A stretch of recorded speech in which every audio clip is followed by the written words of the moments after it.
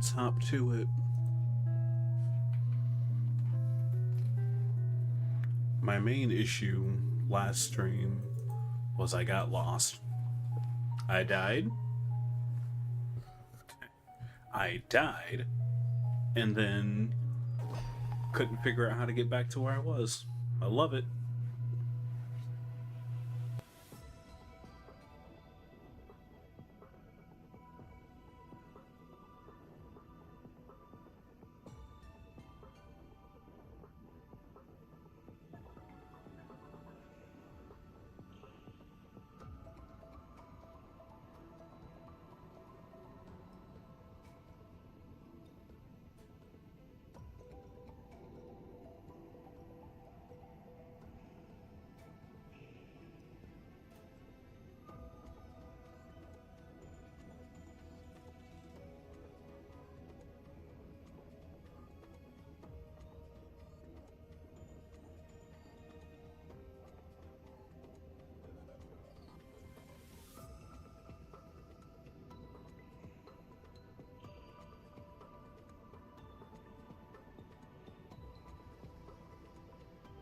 But anyway, let's get started.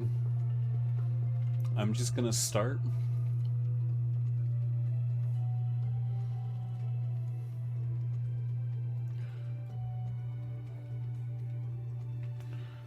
I'm just gonna start from the beginning and work my way back. Here's hoping everything goes right.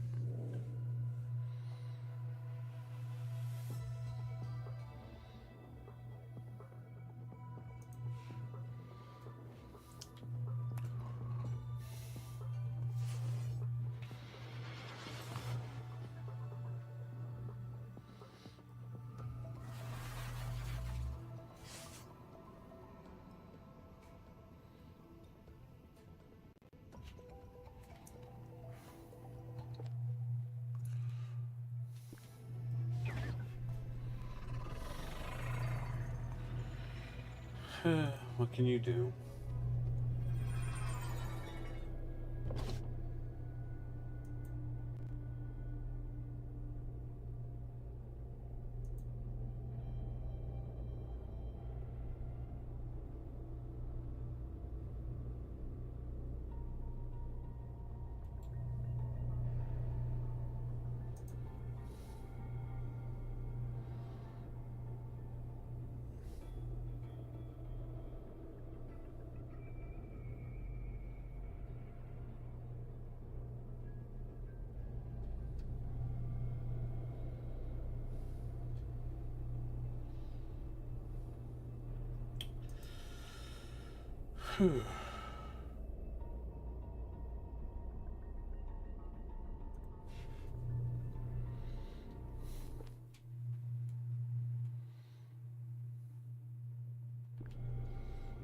I unlock this.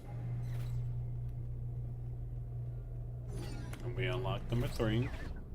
Maybe I was just tired and blind.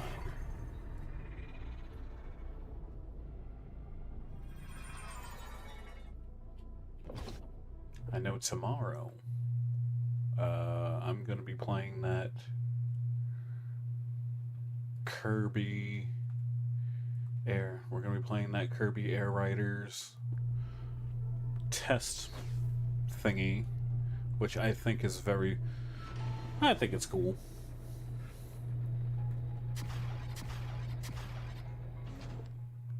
Here's hoping I'm allowed to stream it. I should probably make sure I read the EULA and all that.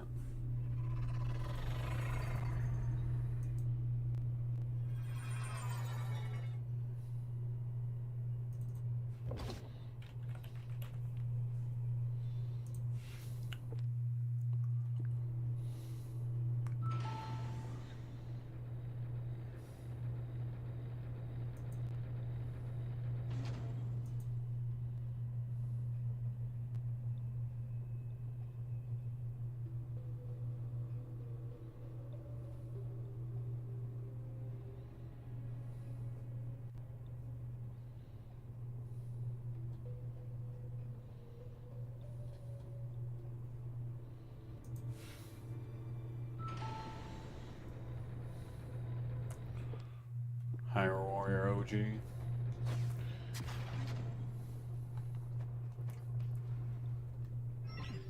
As it so turns out, Zig didn't rent Zig didn't pay down age of imprisonment after all. So I guess that's fun. I won't have to worry about that.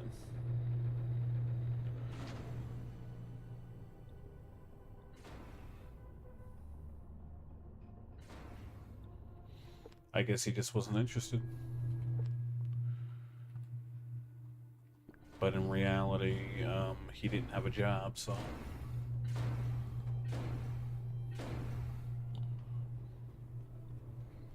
He's more responsible when it comes to the whole money thing than I am. So yeah, last time I totally got lost. This next segment coming up sucks so much ass, though. When I did finally almost get through it, I died at the last second.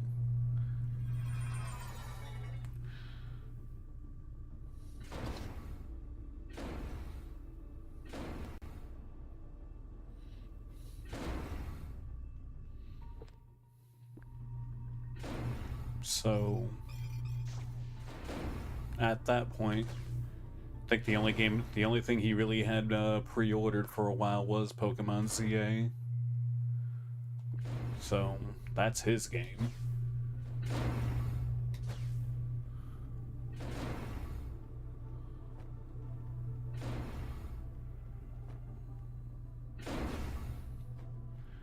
If anything, I'm also making sure I go about my game buying ways of, if it's something I think Zig might like, I'll talk to him about it, but if he doesn't care, then I'm not gonna get it for him. I've spent a lot of money. I spent entirely too much money buying things outright lately.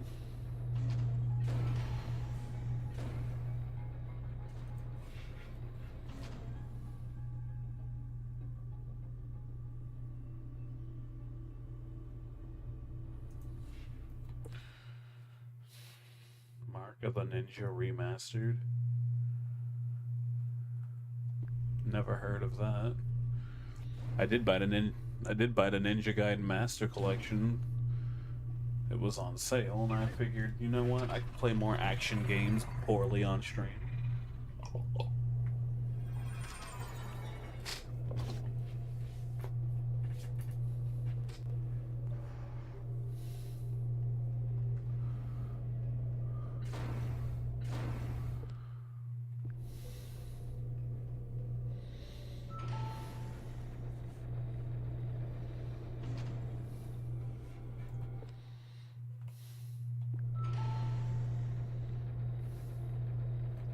I don't know why I didn't think to go to this teleporter that was over here. I guess I was just...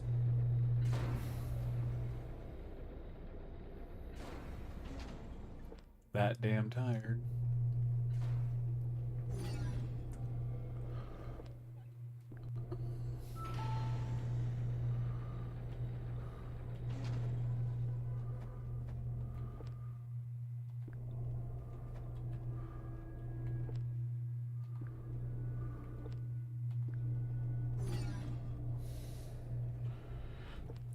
NES Gaiden, but not as difficult.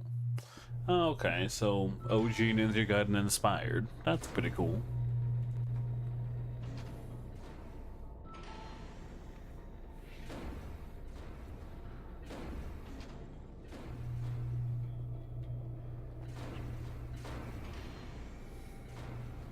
I think there was something else I had or whatever. I think it's called like Oniken. Oh, it's more Shinobi? Oh, okay, okay. Shinobi is its own monster.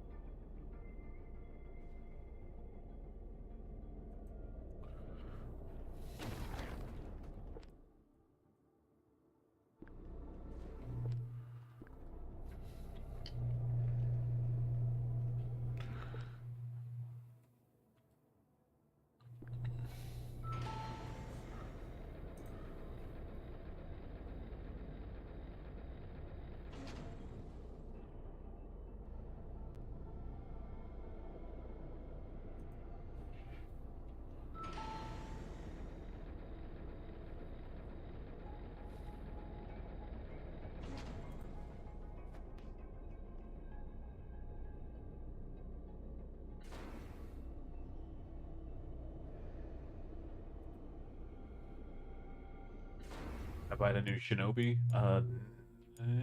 Did I? I buy a lot of things when they're on sale. Oh no, I just have the demo. I didn't. I meant to. I meant to give it a try.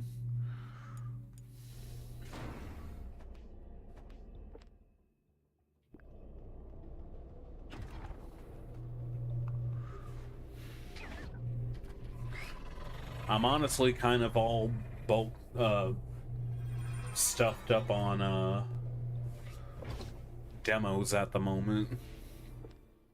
I should probably actually. I think I could probably just type the word demo and it'll tell me, right? Let's see. Demo.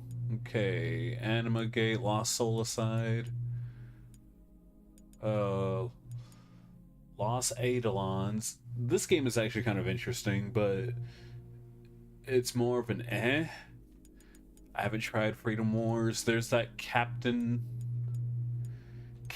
Blood demo, which is apparently like inspired by the action games, like the PS2 action games era, like think God of War and Devil May Cry in terms of hacky slashy mamathon. That's what I was told. And I'm like, oh, well, there's a demo for it. I'll try it. And then I never did. Typical. Like, PS2, all I heard was PS2 era action game. And I'm like, alright. I'll give it a try.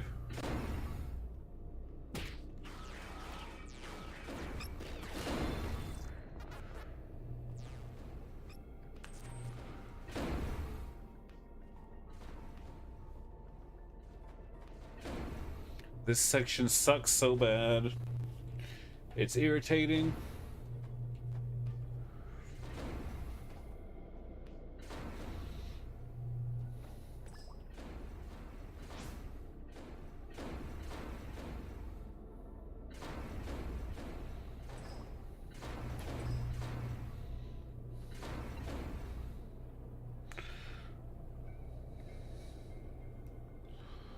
Tonight you had your Friday night burger time, which made you feel better considering how today went.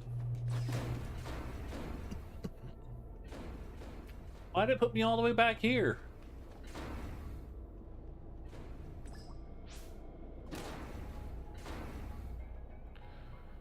I am happy that getting crushed isn't an insta-kill though. I would have been done with this game at that I would have been done with this game at that point if any of these were insta-kills, but they're not.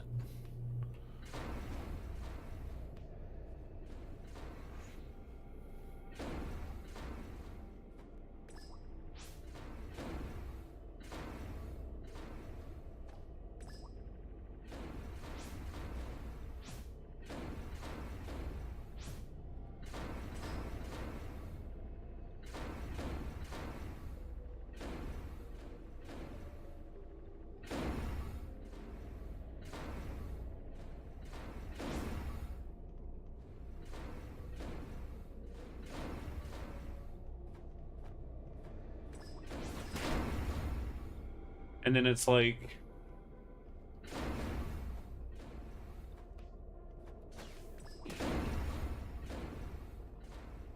White Palace saws from Hollow Knight. Sounds familiar.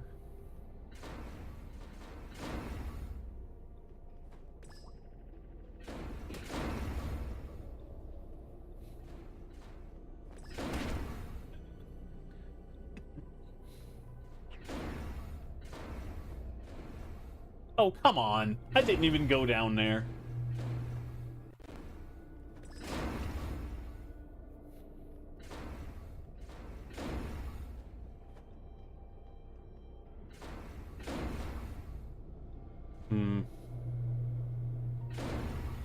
Maybe I should be... Maybe I should just be going in the bottom. Almost!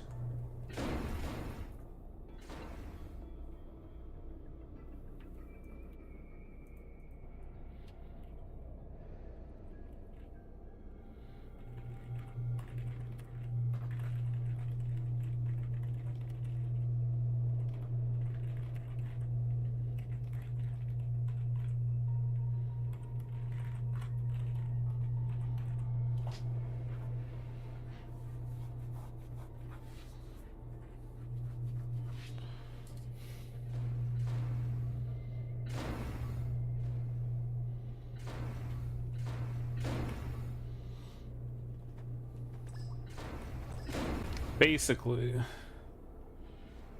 the White Palace is more of a side area. You're gonna get to the Void Heart as part of.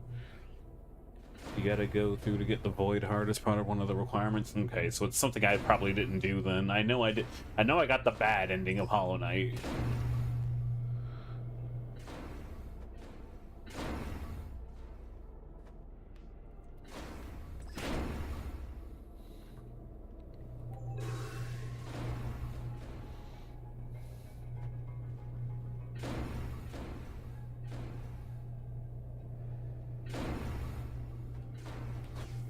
Wow, that was simple. This was the part I got stuck on. Now, there should be, if I recall, there should be a shortcut. Yep, shortcut. Okay. So I didn't have to go through all that up top. I could have just went over here. I unlocked this shortcut. Like, I guess it's kind of nice that they put a shortcut over here for this segment, because goddamn. Okay.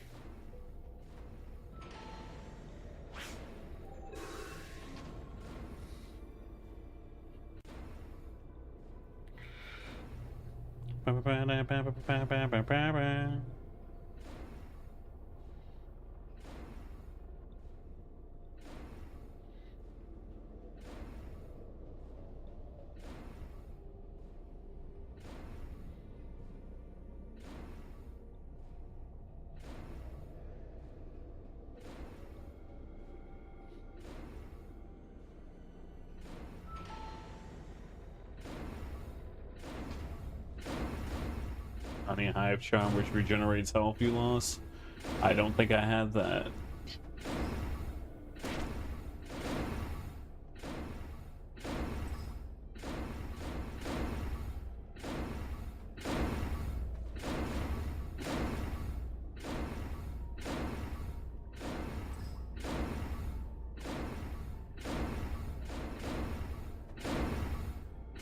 My toe!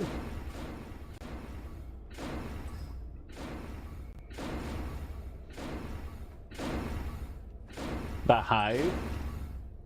Was that the area that was like, that you end up going into from like a fake save point?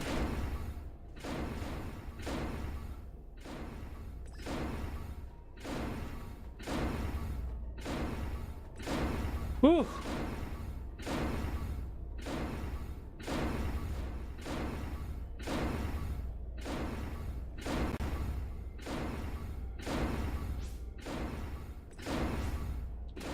Ooh!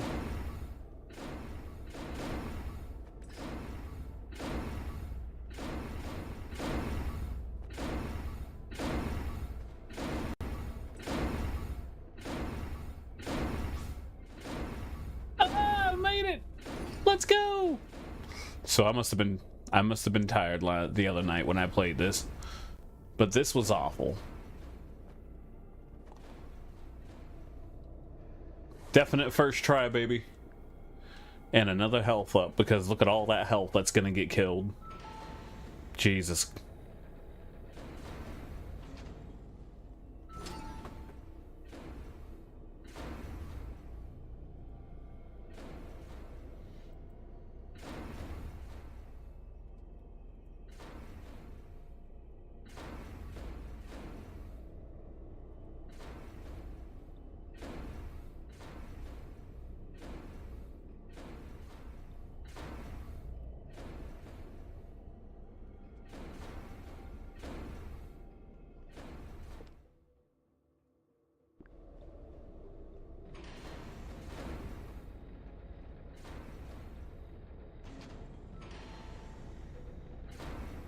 First try, baby! Now I just gotta... Wait, all... Oh my god, I think literally all of that was strictly just for that one health up.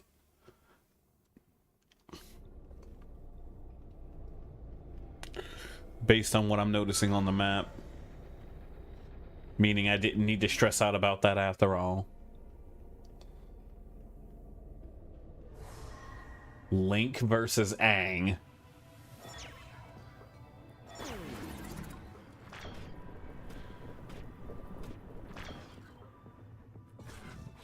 What for? How annoyed I would be if I didn't have my transformation gauge all the way up at that point.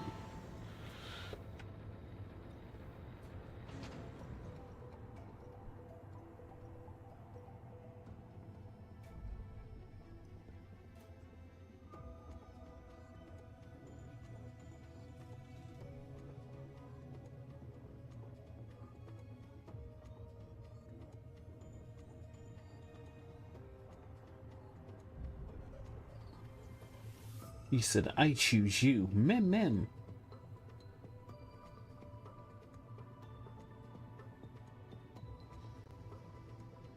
Looking at things, are going to use Breath of the Wild Link. Which isn't all that strong. Let's be real. It's going to be Breath of the Wild Link. Ha ha ha. He awoke mysteriously after hearing his princess's voice.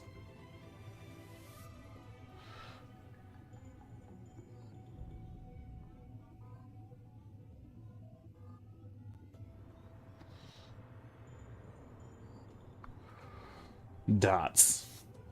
Long pause. But you best believe we're supposed to believe that Breath of the Wild Link will somehow be able to keep up with Aang in his air gliding. Open your eyes, hello. Open your eyes, Link. I'm awake, I am Link.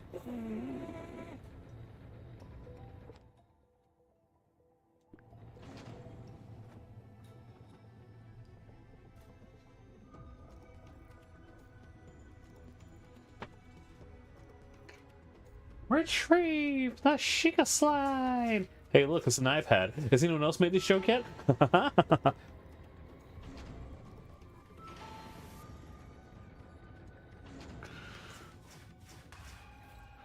Ambush.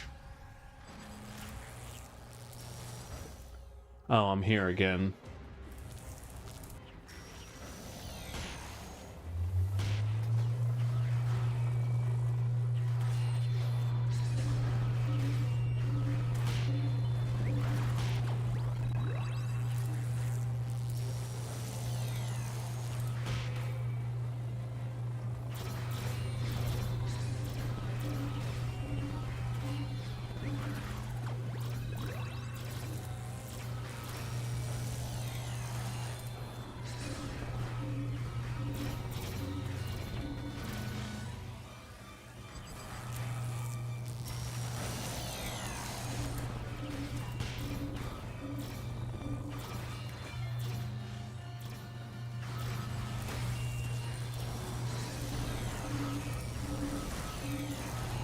There we go.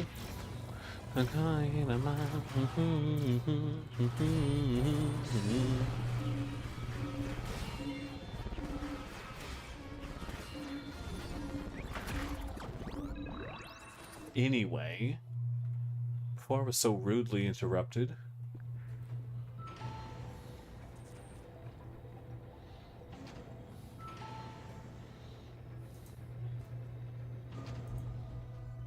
had a longer than I felt like it needed to be discussion in regards to like Nintendo and all that. I brought up the whole thing of being a graphics of the whole me not caring about the opinions of graphic snobs, which I think for good reason.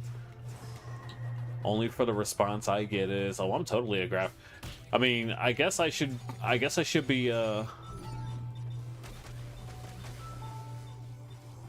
giving them credit for at least being honest, I guess.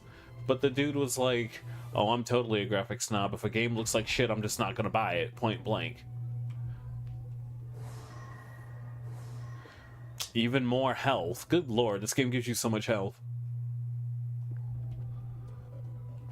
Not that that's a bad thing, but like, good lord.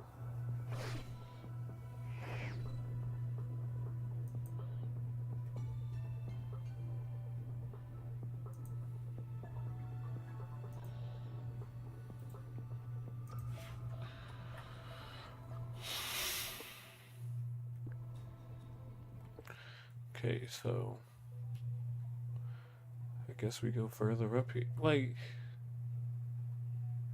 so this is all just a shortcut, then I need to go back.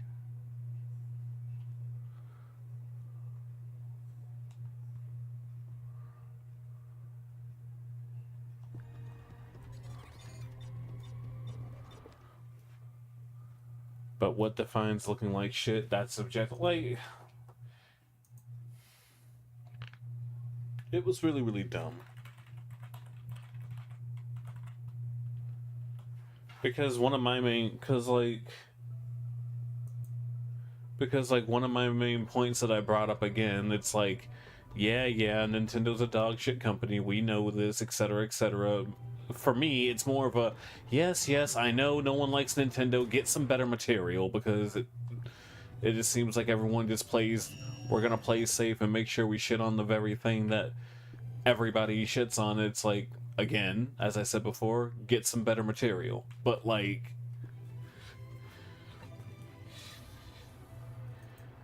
it's like, here's my thing. If I can pay your game for hundreds of hours and this other studio can get away with a 30-hour game for the same price, someone's getting fucked over. Because we were talking about like a game being worth what it is.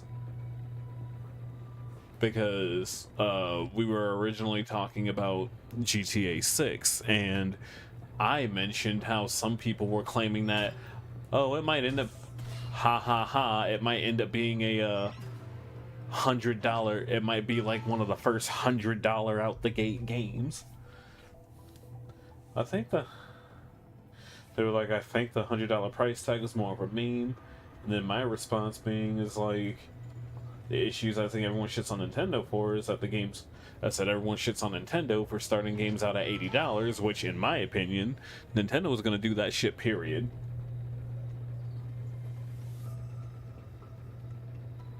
But I also feel like GTA might actually get away with some absurd base game price just because it's GTA. Because there's still going to be, as I've told you before, about the guy complaining about the Switch only to immediately buy it anyway because, and I quote, well, I have to cover it, I'm a gaming channel. I'm like, you really don't.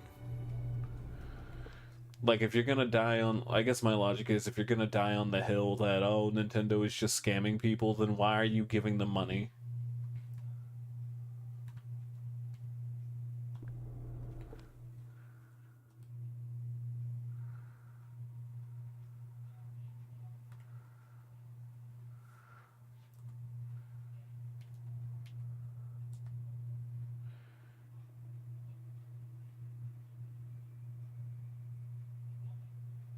Everyone can see that you don't like the Switch 2 and that you think Nintendo is greedy. You don't need to cover it.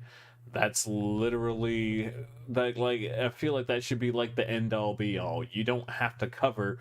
Like, I know you run it. It's like, cool. You run a gaming channel, fine, whatever. You don't have to cover every single little thing.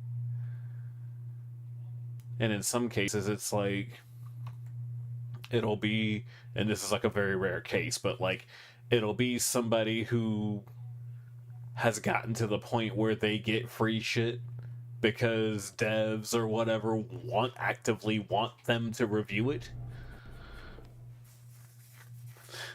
But here it is right here. I said the issue I have, and then someone else reminded me, they said, and when they get here, it's going to be huge. It's going to be so big. Here's my thing. If I can play your game for hundreds of hours, and then this other studio can get away with a 30-hour game for the same price, someone is getting fucked over. I used to jokingly say if Elden Ring was $120 and it came out, and I knew how big it was, I probably would have done it.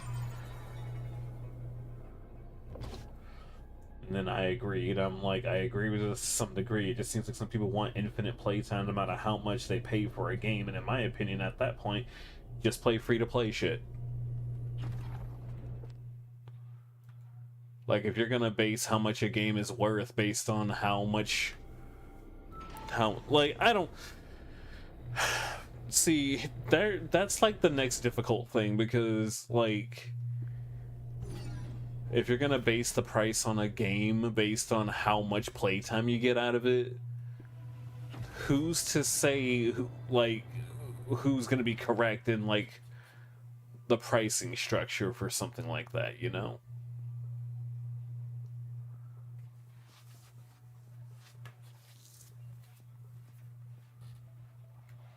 I don't know. And then, as one person put it, they said, "I really hope that GTA 6 just like it's a." They said, "Oh, I hope this damn game is a freaking cyberpunk level of failure." Because, I mean, what are they gonna do? Turn off GTA Online the moment GTA 6 comes out? Because whenever anyone talks about GTA, all they seem to care about is the online component at this point. People don't care about plots and story and like storylines and everything in video games anymore. No, I'm not talking about the person that came in last time. I didn't stream yesterday. And I was in like another friend group discussing games.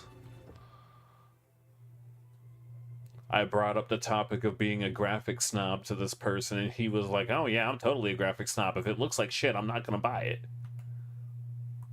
And I'm not gonna buy it. End of story." And I'm like, if you're basing everything, but I'm like, I just think that's a dumb way to look at it, because it's like, the only time I say I'm not buying something is if it's clearly a genre I don't care about. I can get over how a game looks, but like, I care the most about gameplay over everything else.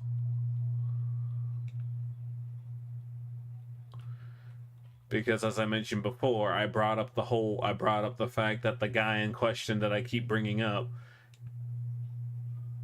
was saying that Nintendo games weren't worth the money, because it wasn't, oh, they don't have as much care and everything into its development. He legitimately said they don't look like they would be worth the money because it's not like Final Fantasy VII Remake. And I'm like, okay, you're one of those kinds of graphic snobs then.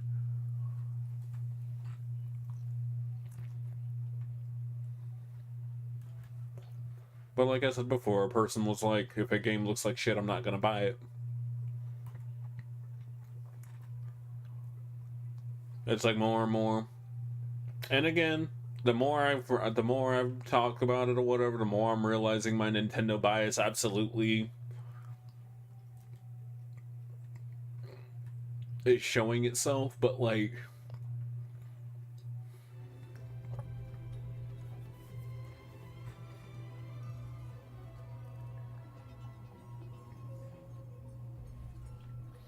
the guy said, "Oh, I'm a graphic snob. If it looks shitty, I probably won't get it. Now, I don't care what art style or animation type is selected to push the game's narrative and aesthetic, but if it looks bad, I'm gonna pass." A lot of Nintendo games all play damn near the same.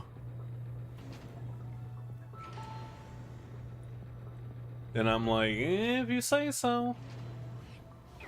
I don't really fuck with Nintendo anymore since Breath of the Wild. That in itself was a great game. I just think they're a dog shit company. And I'm like, yeah, well, freaking Breath of the Wild, man. People keep bringing up Breath of the Wild. I still haven't found this other,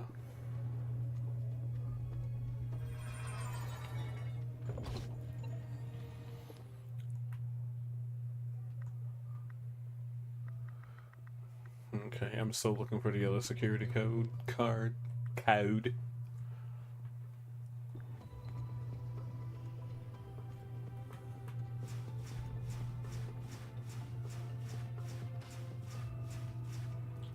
Tell me how The Last of Us was something original.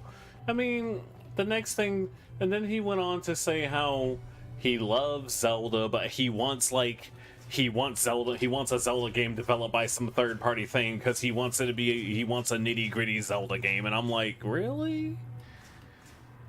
Like, Zelda has had its own attempts at nitty-gritty, but like,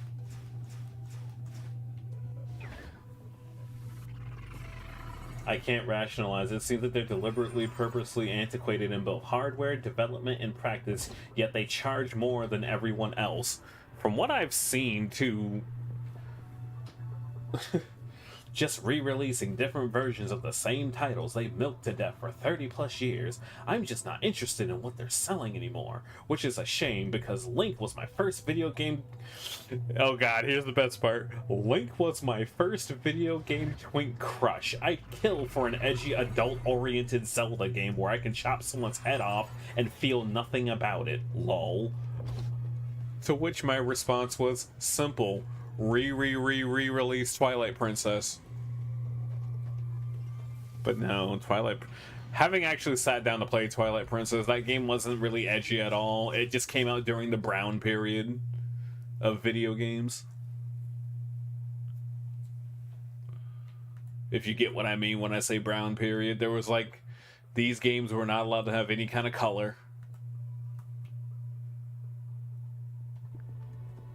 It was just a phase.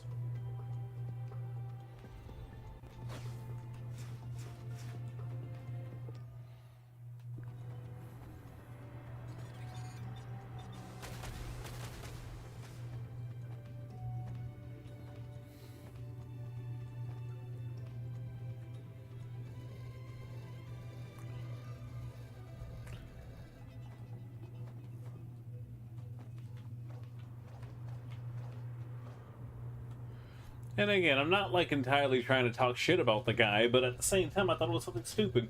And then someone else was like, I go for depth of gameplay.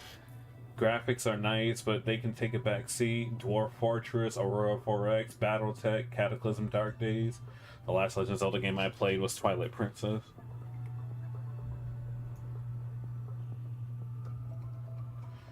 It's not one of the best storylines, but it's still a symbolic failure of a game.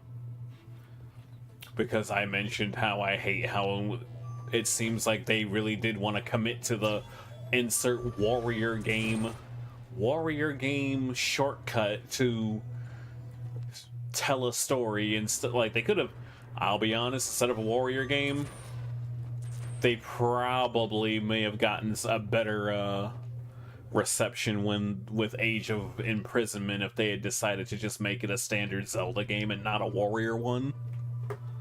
It would have taken more time. It would have taken more time for it to come out, obviously, but, like, the warrior gimmick has kind of been, to some degree, I feel, done to death.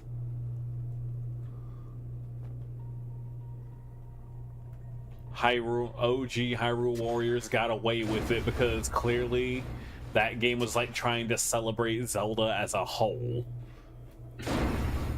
Not just, hey,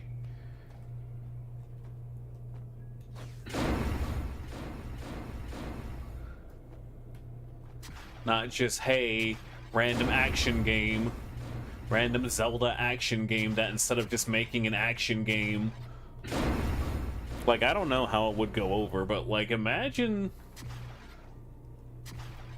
like, it doesn't have to be Platinum Games level of action, but just imagine a stage, like a stage-based action-y Zelda game without like let me try one more time. A level-based action-y Zelda game while the dungeoning can still be a thing. Like I mentioned before, stage-based. Just something real quick you can pick up if you wanted to do nothing but but just fight constantly, you could. Or you could go through the trouble of exploring every stage, find all the pickups and collectibles and all that. I'd be fine with it. Stage-based collectathon instead of the exploration stuff, you know? Zelda used to be something unique and good.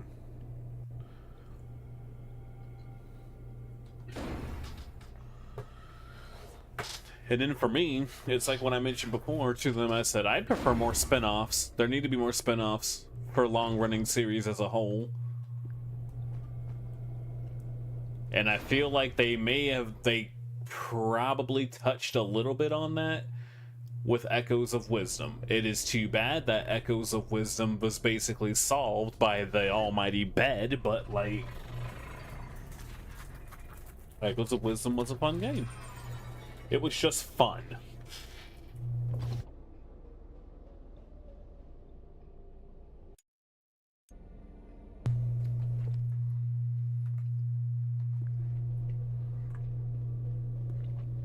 And even though the game was solved by the bed, I do kind of like the attempt at just letting you have the tools to do whatever the fuck you want to solve your own problems, even if it meant you solving your own problems using the almighty bed.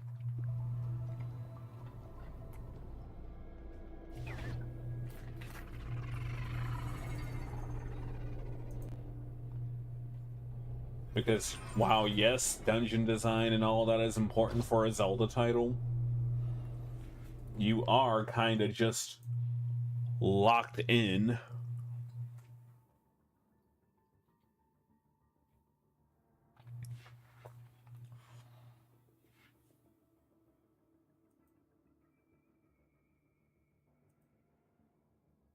That's cute as hell.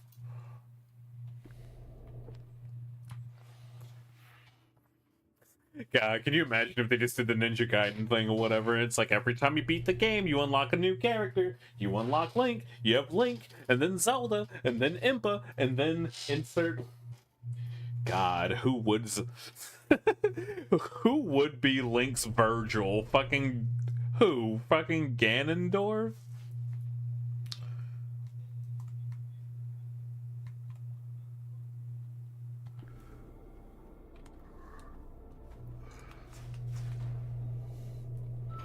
But then you also have to add like an insert like a random joke character as well.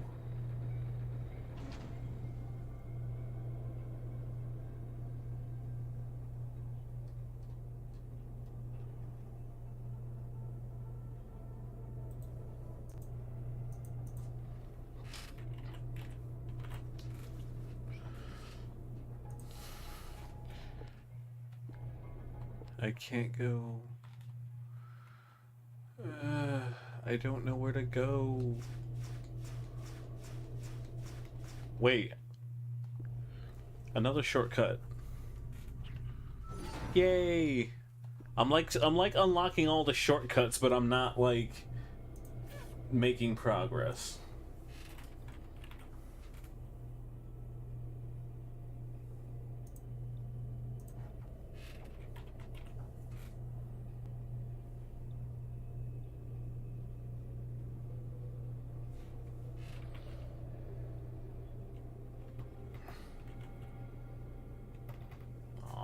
Dang it.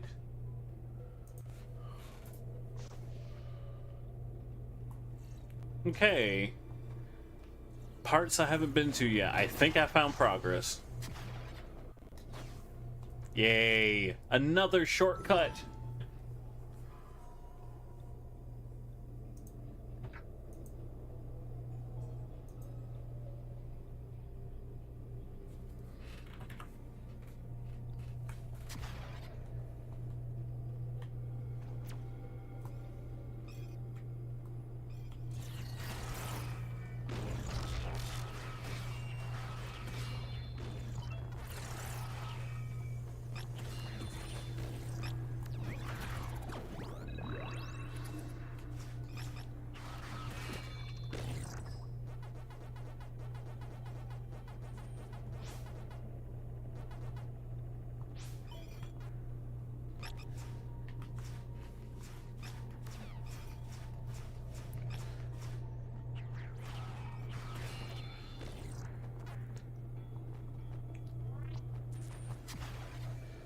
And then like Impa would be an unlockable character, and then it's like, who's this other character you can unlock? It'll literally just be Dark Link, and it'll be like some devil.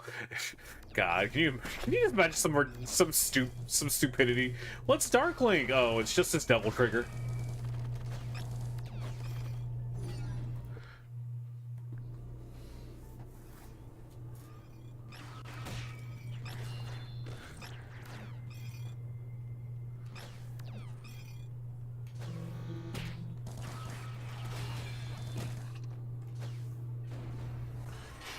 I found it! Ah! Zelda's Virgil would be an OC to rival with Link. Oh, so Linkle. Got it.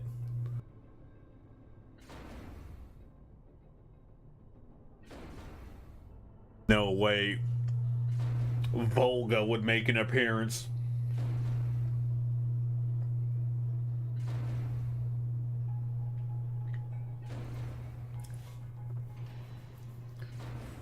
It'll be some twunk version of Ganondorf.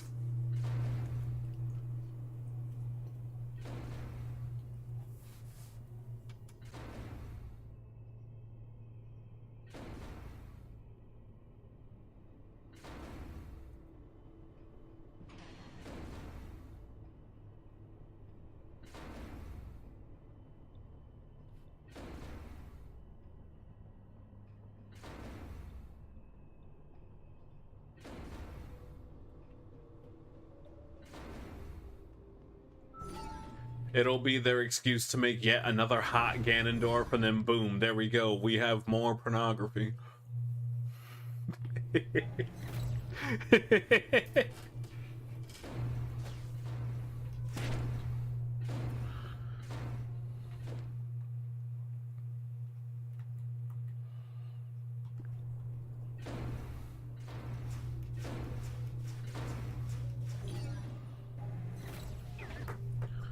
The OC will be better than Link somehow in both gameplay and story. Ah, yes, James, the long-lost James, the real, true Prince of all Saiyans, brother to Vegeta, who's better than Vegeta in every possible way, and everyone loves him because he's just that great.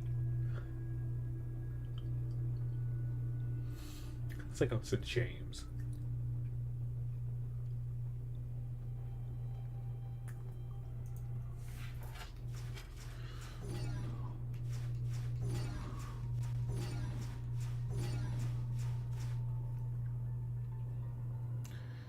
Is he feeling giddy? He's feeling giddy.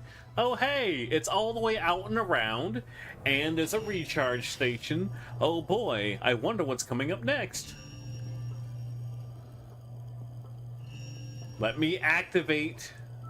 Thank you.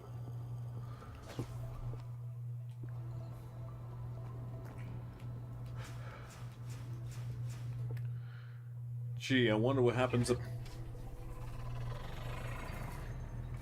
I'm feeling giddy. It's Team Rocket.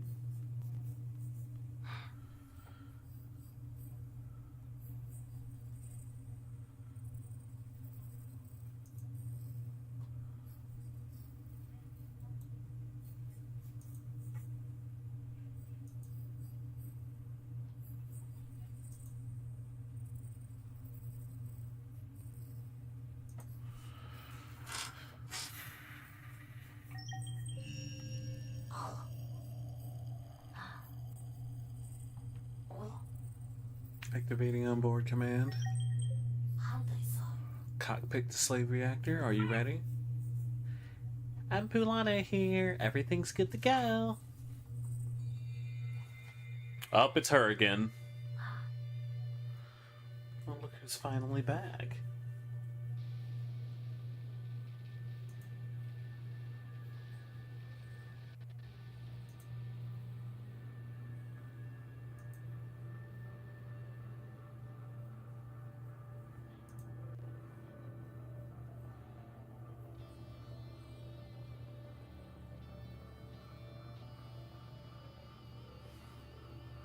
Darklink will be a different character personality-wise as an unlockable character because no one can create good ideas.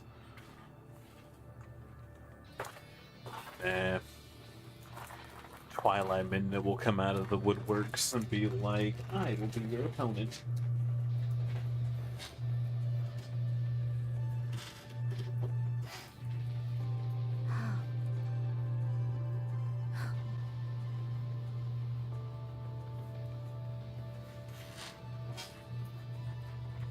As a 16-year-old version of you.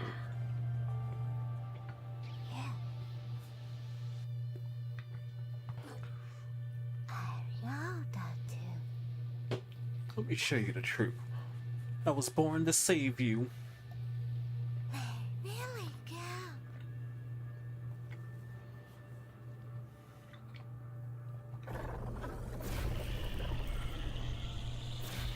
Oh, Jesus.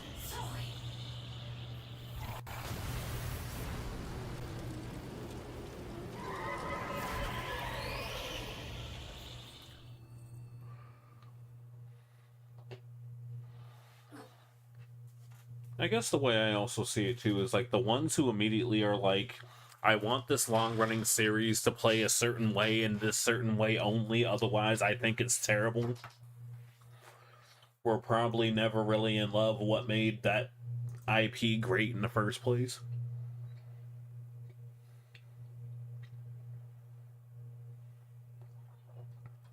I mean, I feel like Breath of the Wild truly only gets a pass because, oh my god, voice acting.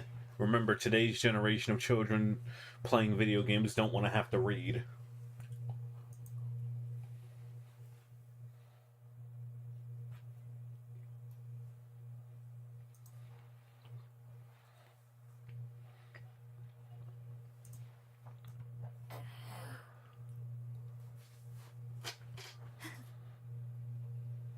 I've isolated a conversation going on in the background during your communication with the UGSF. You probably couldn't hear it among all the commotion. That's just what the organization which you are devoted your life to really thinks of you and how it treats you. Now you'll learn the truth. Uh-oh.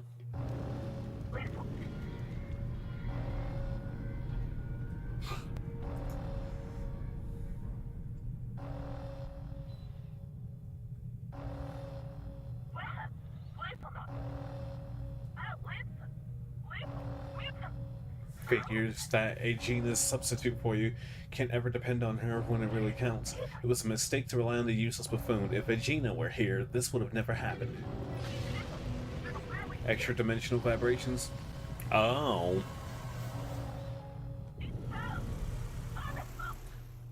It's the level of voice acting that I think Pokemon honestly could get away with, but...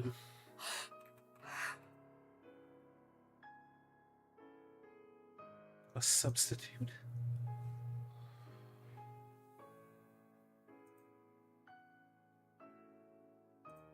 So sad.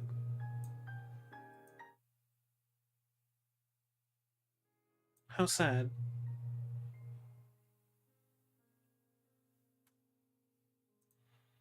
You were never meant to be.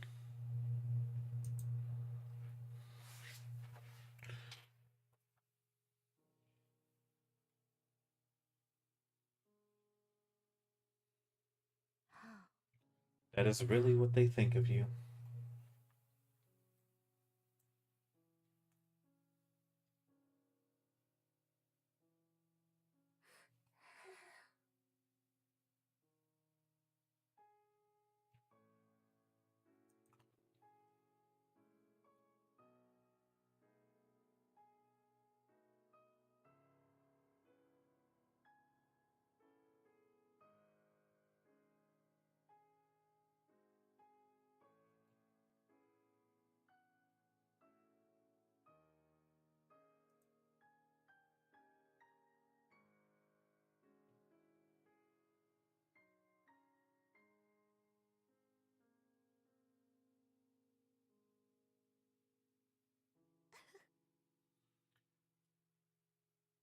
So rest in peace for dear sassy bitch that took over a much better character.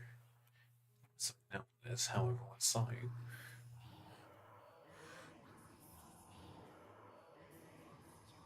Oh my gosh. It was an honor to take over for my amazing sister. Pathetic. How long do you intend on lying to yourself? Your lies cannot fool me, however. I know how you truly feel. I don't know why I hear this piano riff and I'm expecting like the Kingdom Hearts Dearly Beloved to start playing any second. After all, you're me. Oh yeah, I forgot about the whole She's a...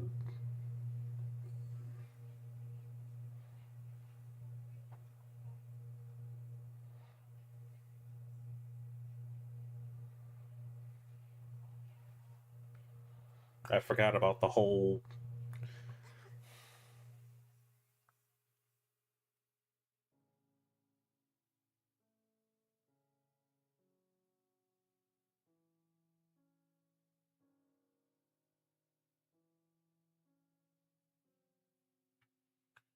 You hated your sister, didn't you? You envied her innate brilliance. Your head started playing Aerith's theme. Because I was never anything more than her substitute.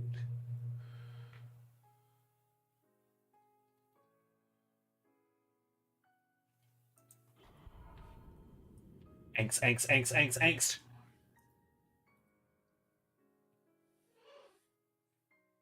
Random animation, random anime character.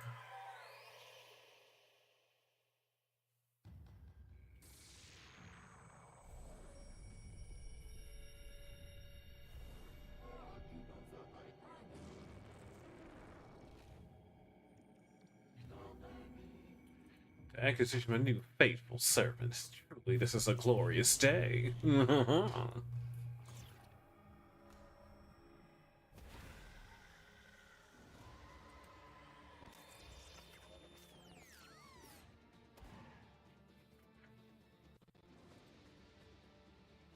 Okay. Mother brain.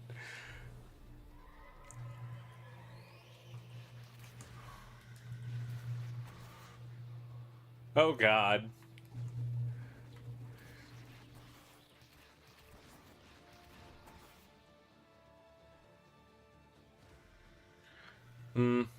I can't use big mode anymore.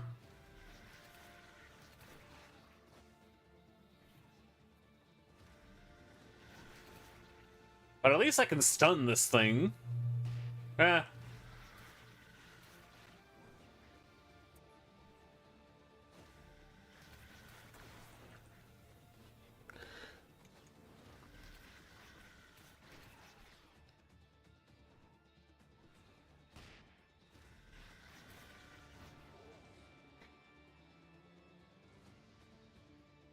Call me stupid all you like, but I would play a Metroid game if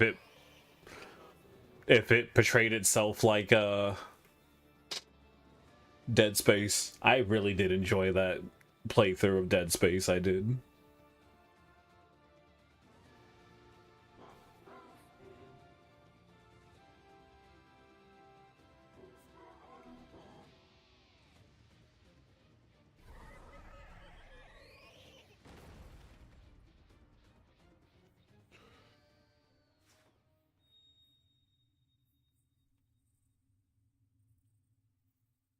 Shit.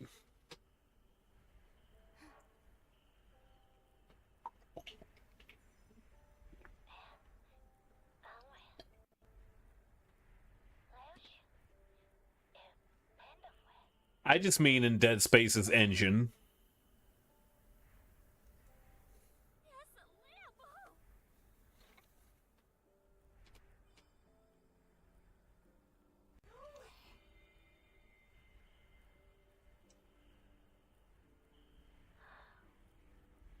That makes attempt number 8.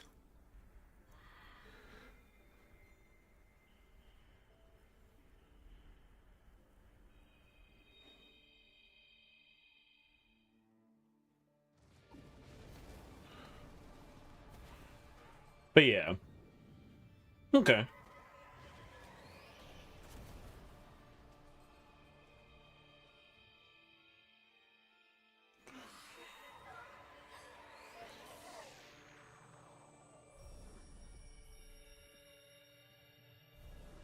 It's a character. So she's still caged with her own ego, unable to free herself from her suffering. I can see why her puppet is able to keep on standing, even now. No. I shall bestow salvation on you. Surrender your entire being to me.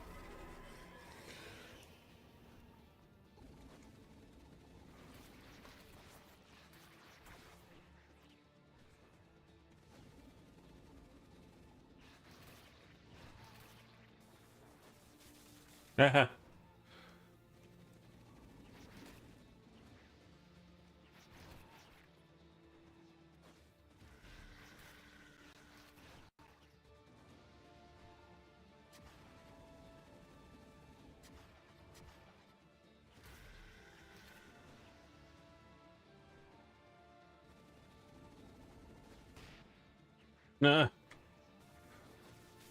Ooh.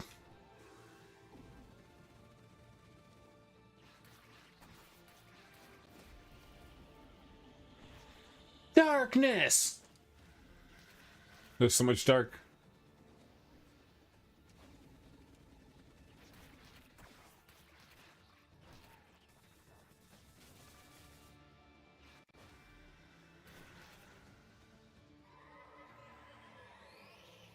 Other M did the pointless third-person camera so it can work.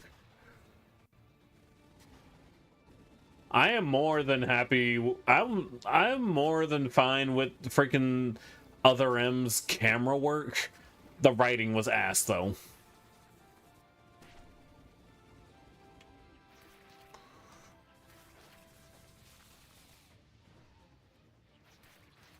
Like they almost had something going there.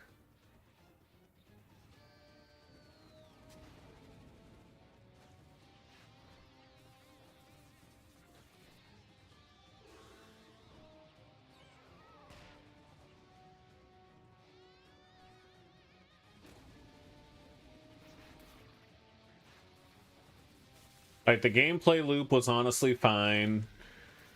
If for some reason, some weird reason, they really wanted to bring it to the Switch, just let us hold down like L, like the like ZL or something to go in the first person. Let us use gyro aim for our controller for aiming. You know?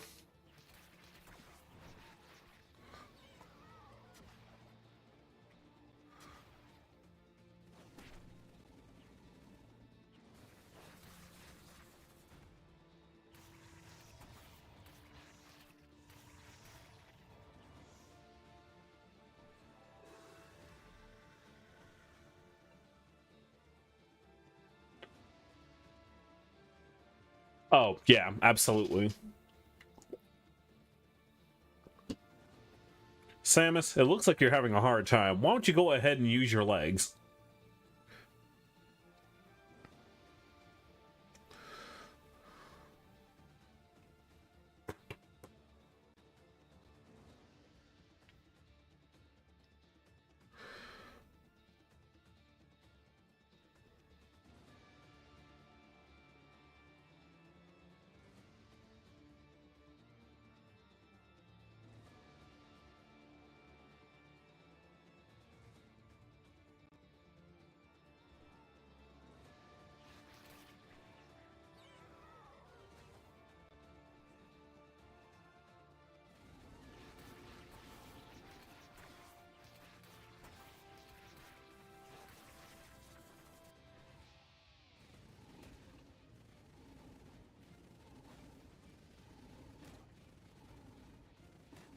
I lost track of where I was.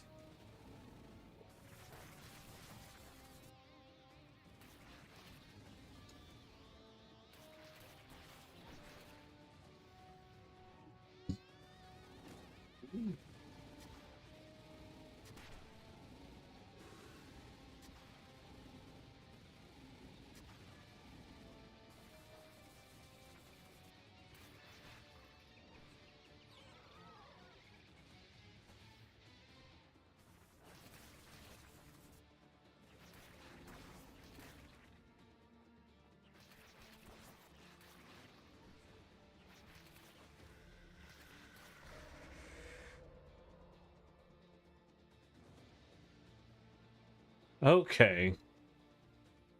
Holy crap, I beat a boss on my first try.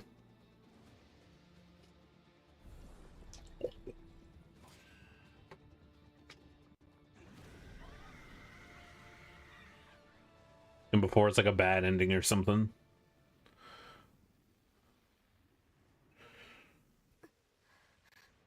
Why am I the only one here?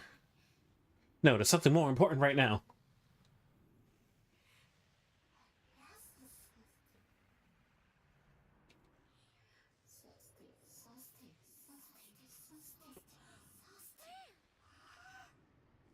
Someone help me!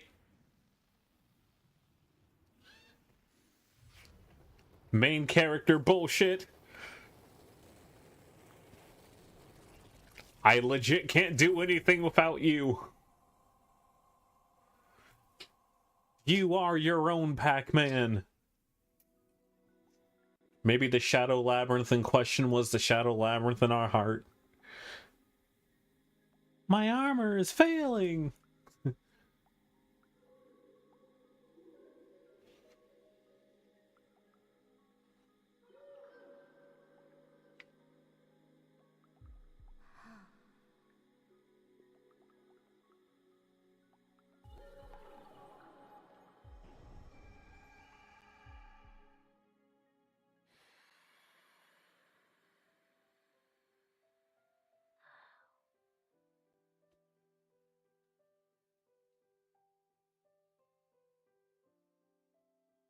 It's still just so strange about this. I'm sorry for putting you through all this. If it weren't for you, I never would have came back to my senses. Thank you.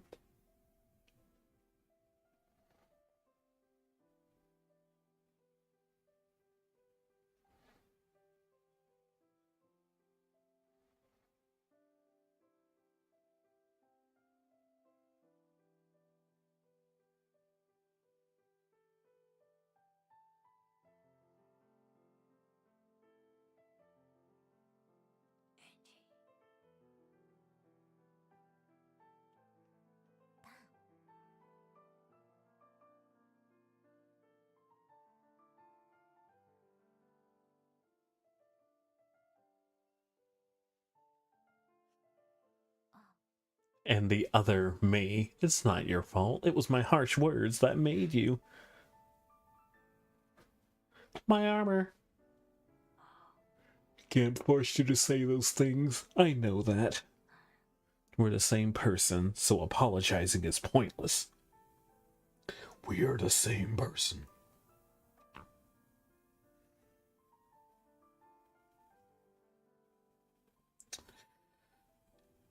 I don't know what they expect you to do. It's true, I was so sick of being compared to my sister. But you care about her. I know, because you're me.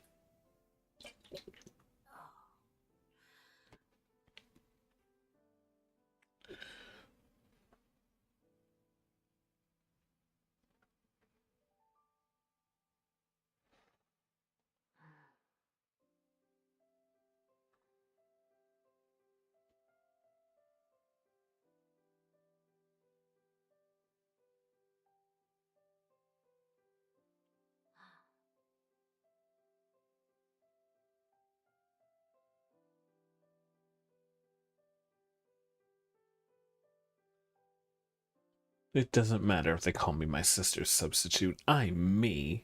Ah! That damn Gamp. You'll pay for messing with my head.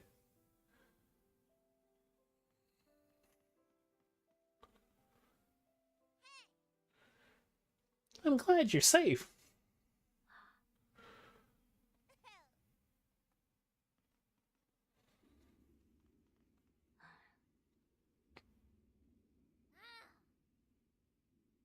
I want to see this thing through at the end with you guys.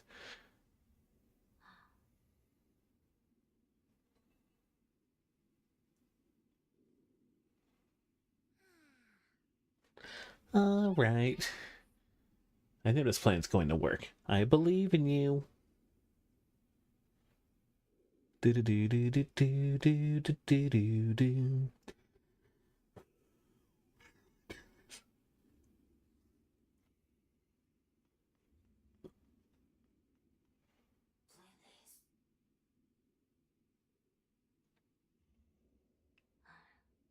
I need to temporarily return to my original form. And I need to temporarily absorb both of your material for that.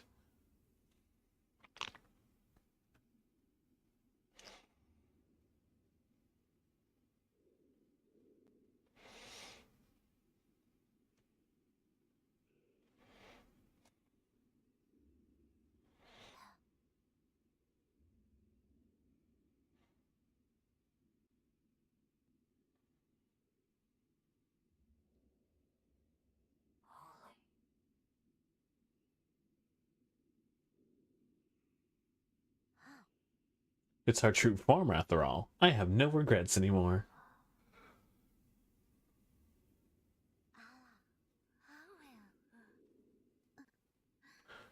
I lied when I said I had no regrets. Really, I wanted someone to call my name.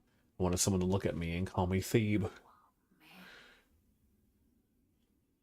You're me. All of your suffering and all your joy.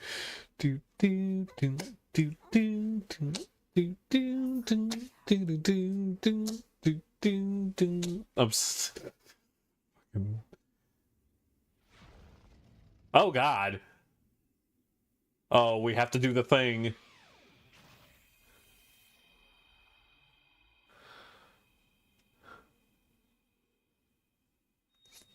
Yo. We're an anime girl now.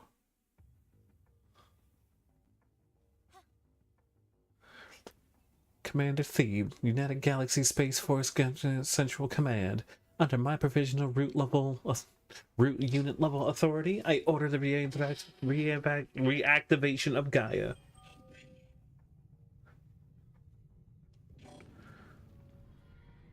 Congrats, you're a gotcha pole. Holy shit, you're right though. She does just look like that was clever.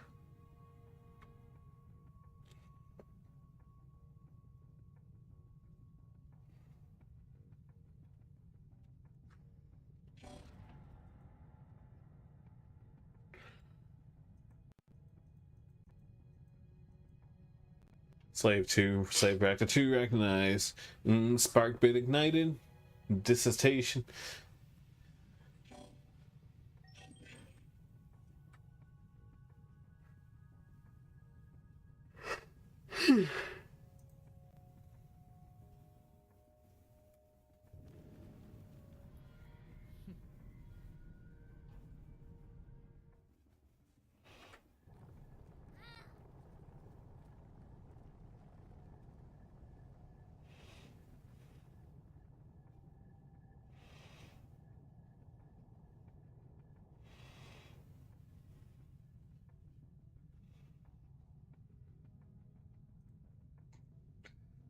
I believe in them.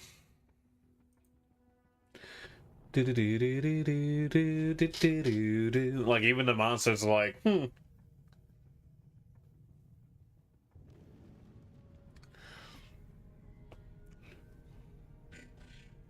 Super blaster operation preparations complete. Propulsion sequence activated. Destination, planet SR-388. Orbit change implemented. 3 minutes to impact.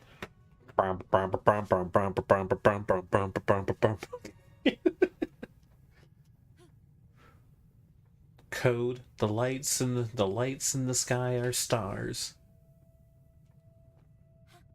Super blaster activate. Return to the past now. Call your go.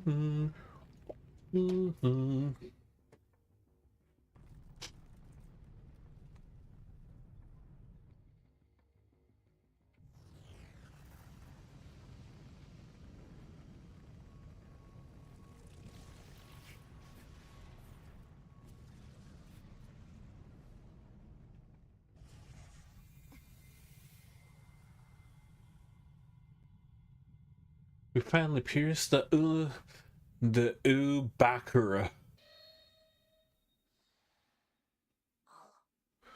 Once the drill pieces, the Bakura will exit through the tip and invade their stronghold.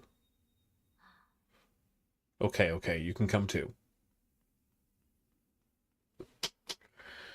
Okay.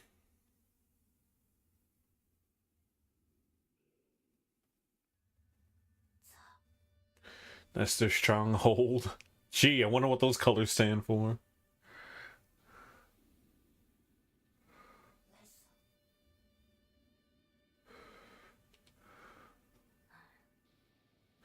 There's something I need to tell you.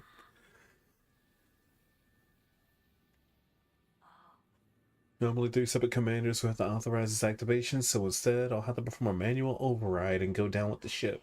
The problem is I have completely no idea what will happen to your soul. I should have told you this sooner, and I apologize for not saying anything, but if you want, I can sever my link with your soul and send you back to your world. Even after all this, I dare still ask, will you fight alongside me?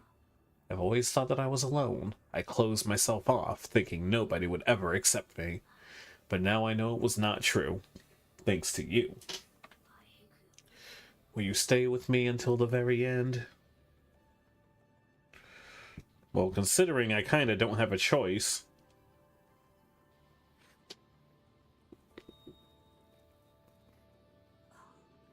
Of course, the same goes for you.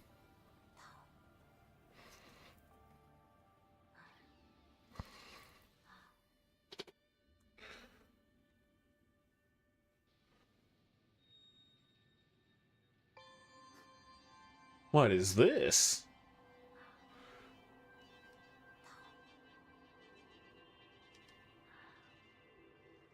This light is so gentle and familiar. Oh god, are they gonna do the whole I was watching over you this whole time?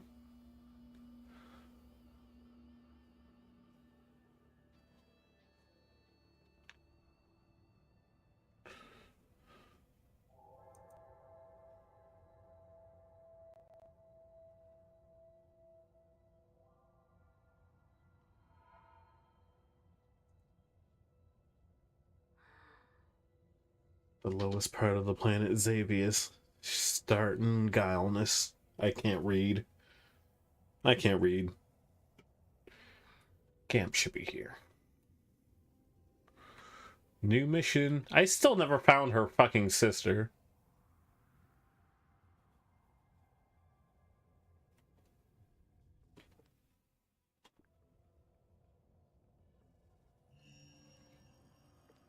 But yay, I can still go back and do all my busy work. But like, real talk, there's like a lot of things I feel like I need to freaking... Am I?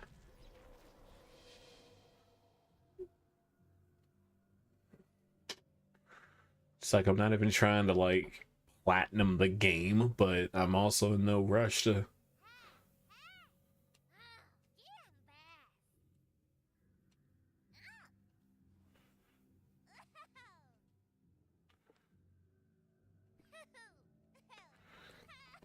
Five more.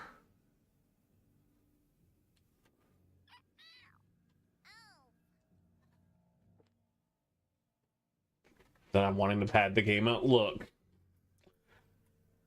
There's a good chance I'm still not going to be done with, Sorry, there's still a chance I probably won't even be done.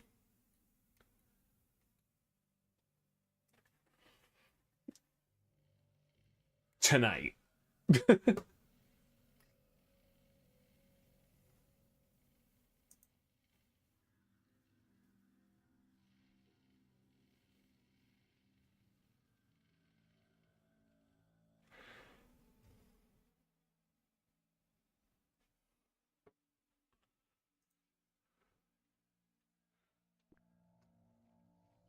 But if any case, if I have a goal, if I want to call it that, I want to get that last HP tank so I can heal myself one more time.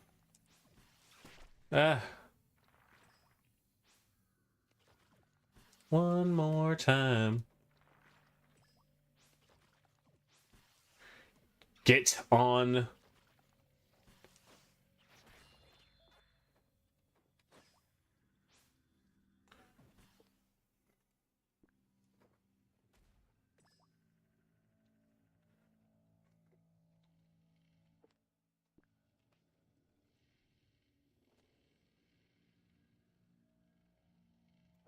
And like, I'm pretty sure I have all of the mobility tricks I would need.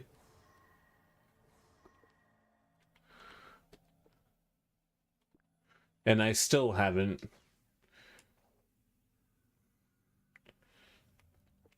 I guess what I'm also saying is I am grateful that the game just shows me all of my to-dos. How do I get up there? Oh yeah, I couldn't double jump before.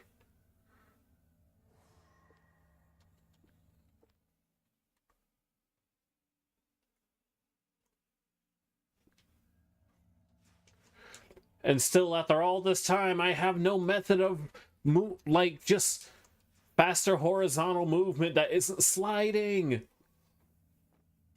Why are some of these games like this, though? It's like, oh yeah,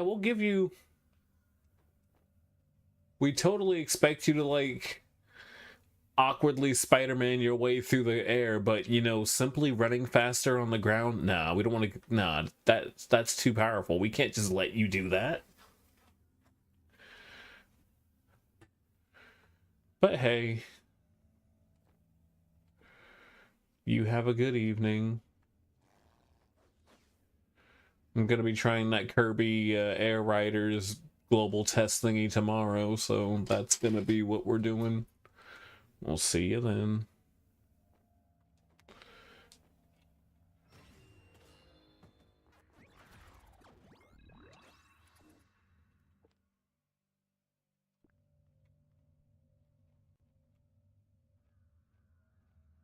It'll be live tomorrow. Like, if you can preload it now, and if you boot up the game, the only thing that's playable is like the tutorial for it. It even has an in-game countdown timer, because when I booted it up earlier today, because I thought it went live today, it said I had 10 hours to go.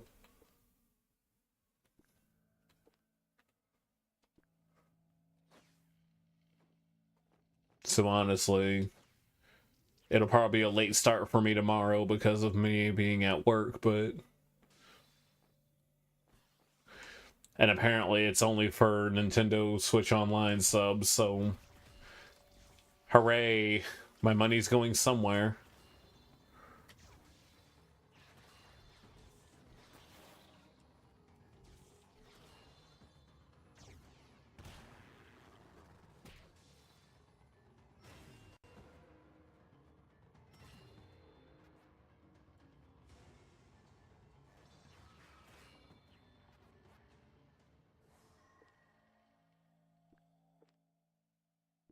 I somehow never got that sparkling.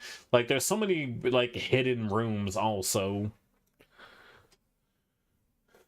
Now I'm just gonna be looking around and being like, hey, is there a spot that I haven't broken yet?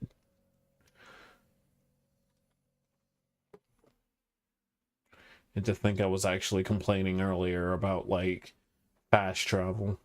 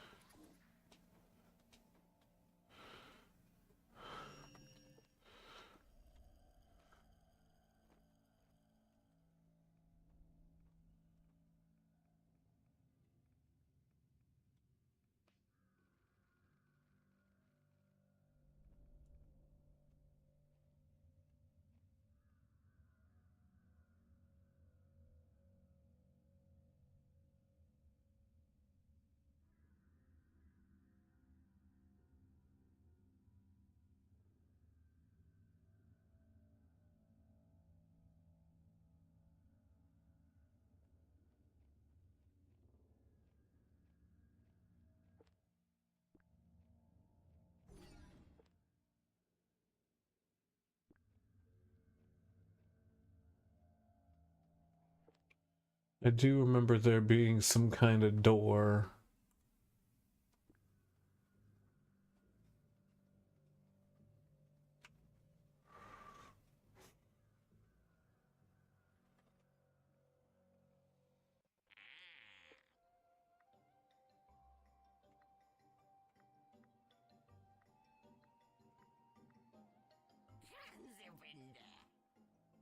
I do think it's kind of wild that I somehow still haven't... Unless this game actually has rare spawns in it, which I'm not gonna camp out for.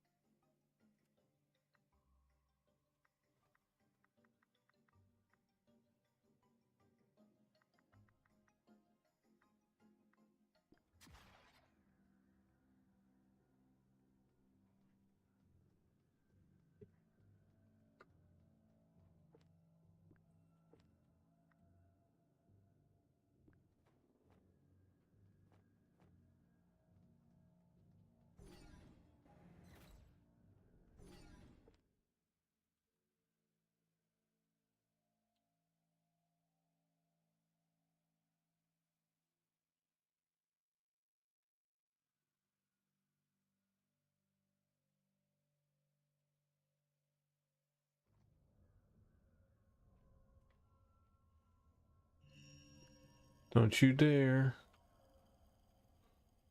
Okay, can't go that way. All right.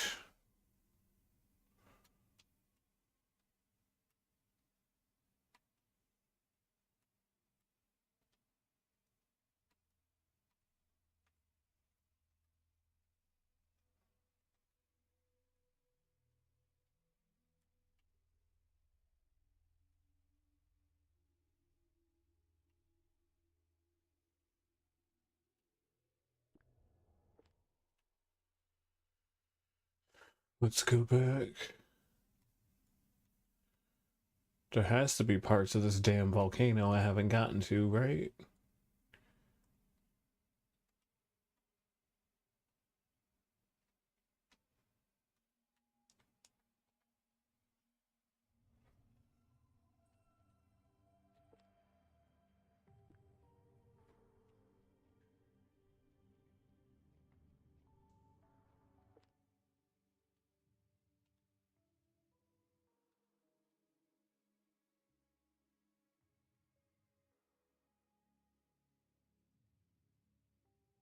Okay.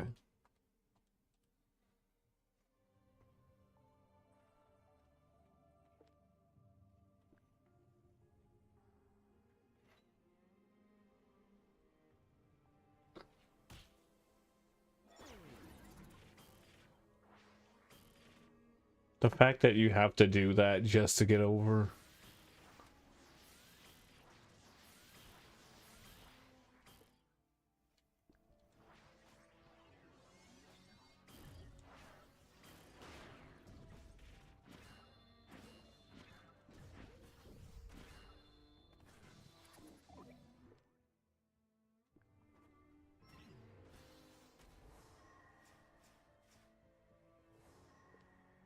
Oh, really?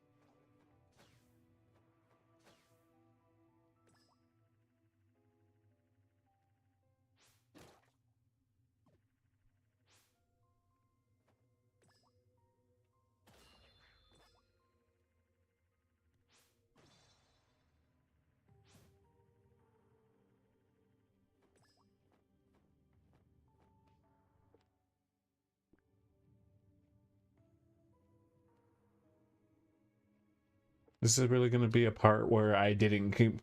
Oh, I must have thought... Okay, I know what happened. I was under the impression I wanted to go the right way. Or I wanted to explore first, so I went the right way, and it turns out it was the actual... Oh, sorry, I wanted to go the wrong way first, but it turned out to be the right way, so...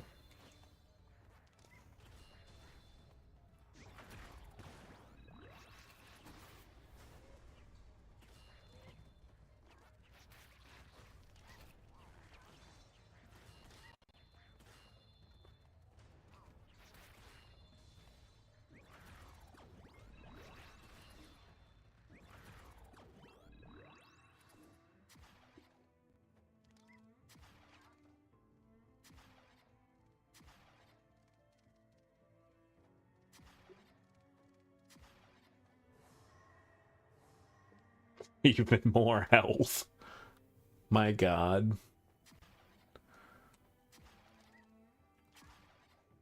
It's like they knew I would need it.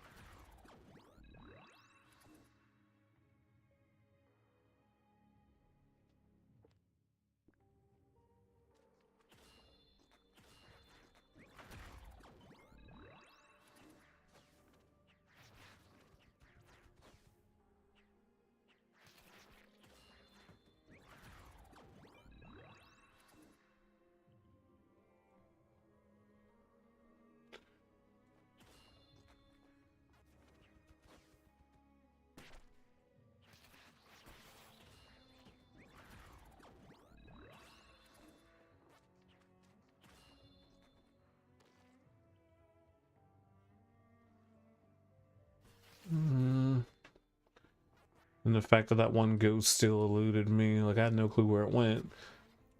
So it's nice to know that apparently it's either optional or it's probably just sitting lying in wait.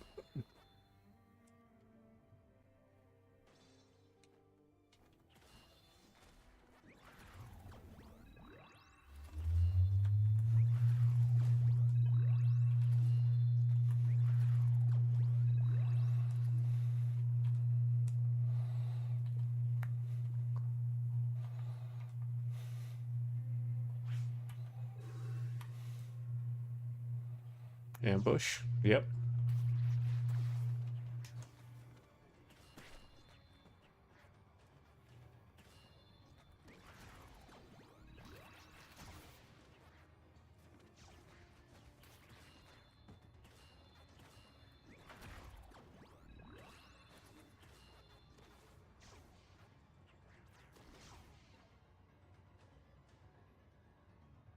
You know what? You like Crossworlds. What you really hate is that the first weekend you choose to play is having the festival event that forces you to play with teams. I agree with that. And apparently, you can correct me if I'm wrong, because I didn't play much of Splatoon 3, but apparently that's basically how Splatfests work. At least that's what people were trying to say, or like,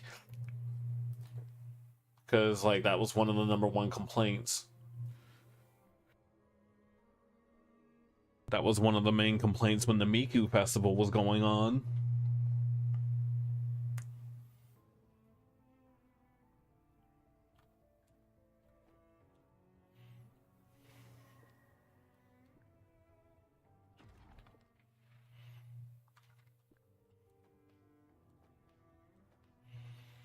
So it's only for the weekend. Like late Sunday or something like that, the festival will be over.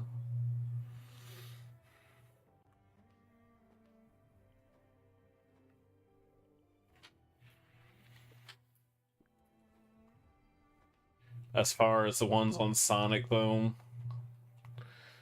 I just thought the festivals were kind of lame. Like, yeah, cool, you'll get yourself a new you'll get a new title, you'll get new decals for your car, but other than that,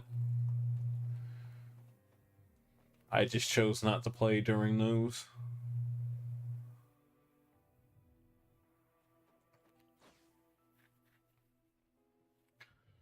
I mean, yeah, you can get extra Dodonpa tickets, but other than that,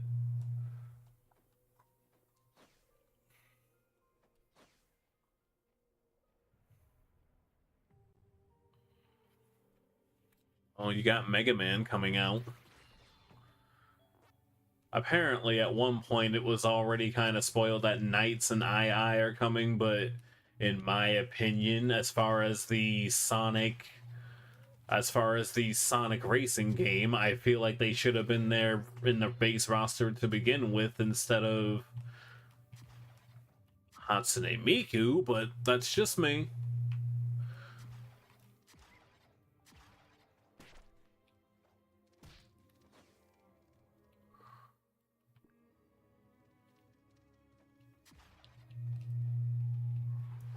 But I guess it's like the one thing, well, correction, specifically characters that Sega has the rights to. I mean, I still think Knights, II, and freaking... I mean, I'm willing to deal with Hatsune Miku because Sega published her game, but like...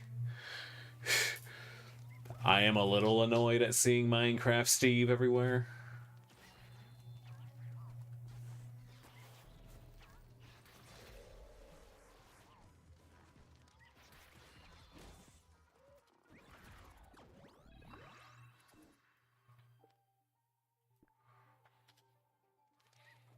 Jackie and Akira would be cool.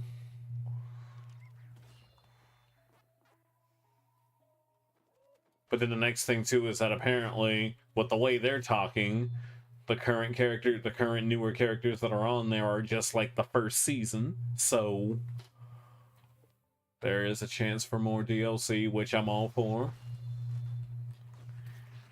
I just hope we get more tracks also. And I know that's going to take a while.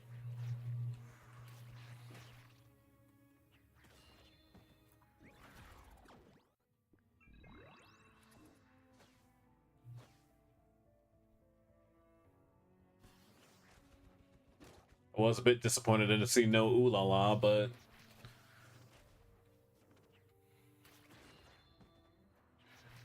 what can you do?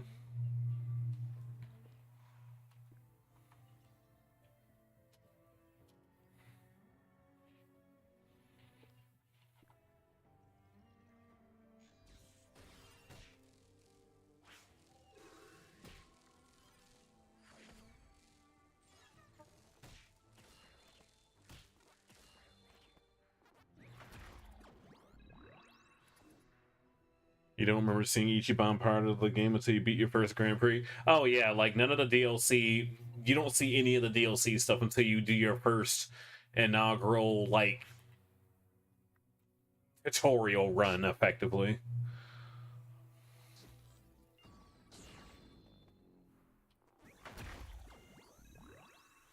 With every new character, they have a festival beside them as well.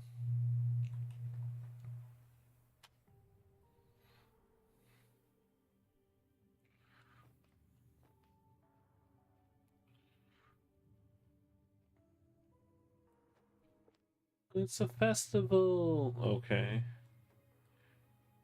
You heard about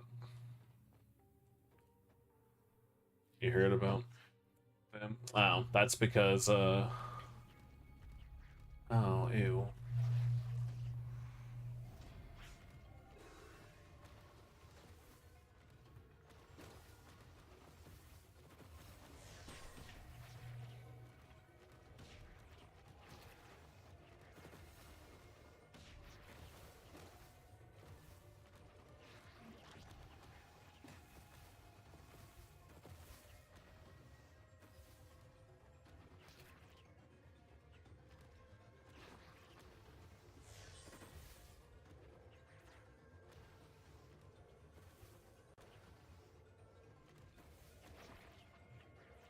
I mean, honestly, Joker was a big deal because, oh my god, Joker! But for some reason, they felt that, I don't know. I feel like the people who only wanted to play Joker got really stiffed because, like, you think of all the DLC characters or whatever, it would have been Hatsune Miku and then Joker, but no.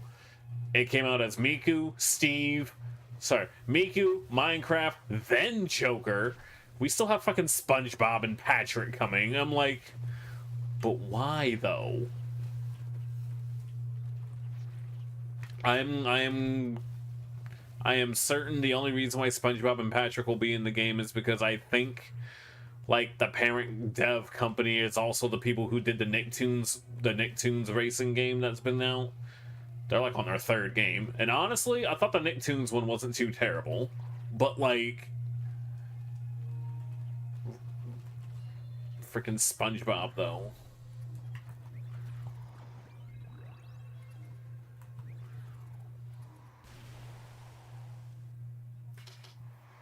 Ryo Hazaki.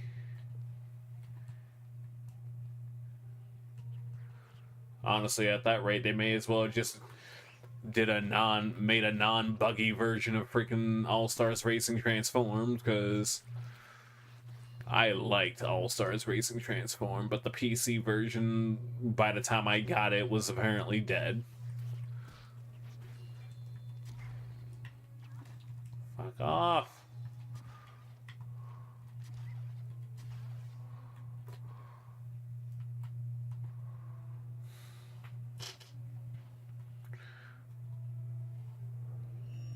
Well, I found the sister, finally.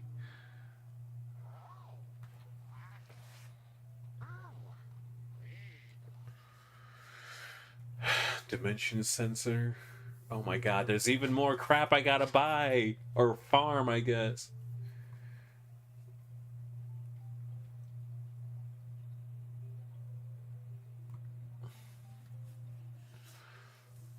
Item boost.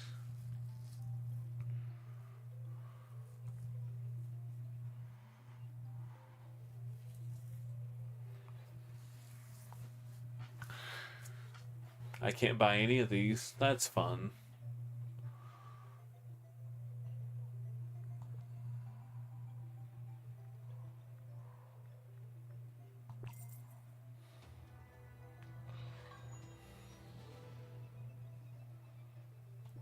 Oh shit, I forgot about.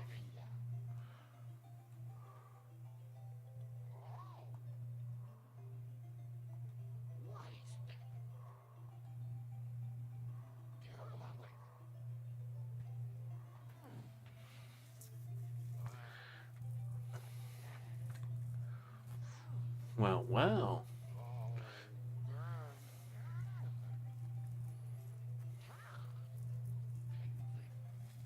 Take this back to my sister, please. Well, thank you.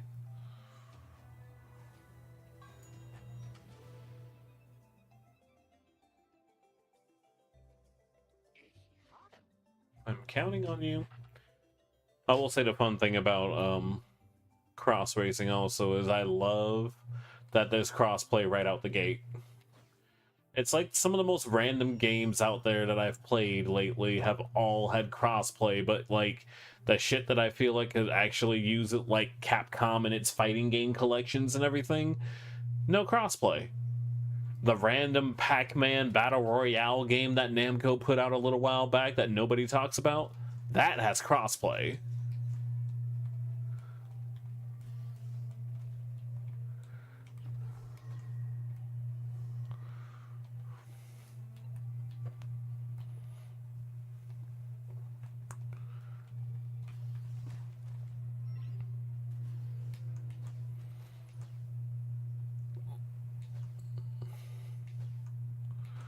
Then Sonic Rumble came out, or they ported Sonic Rumble to PC, and I'm sitting here like, I mean,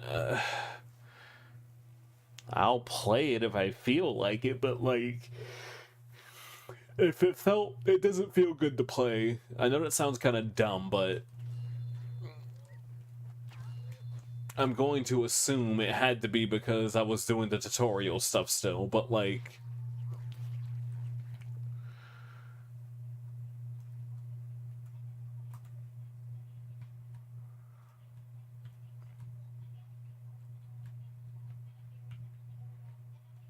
I just wasn't a fan of it right away.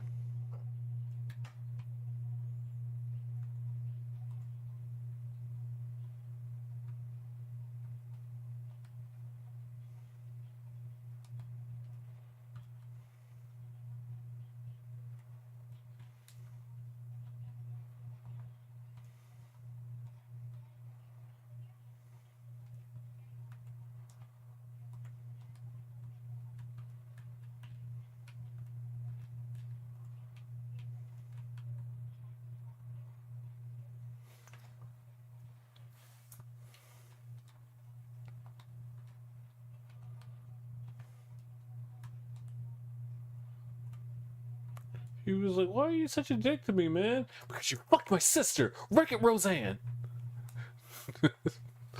God.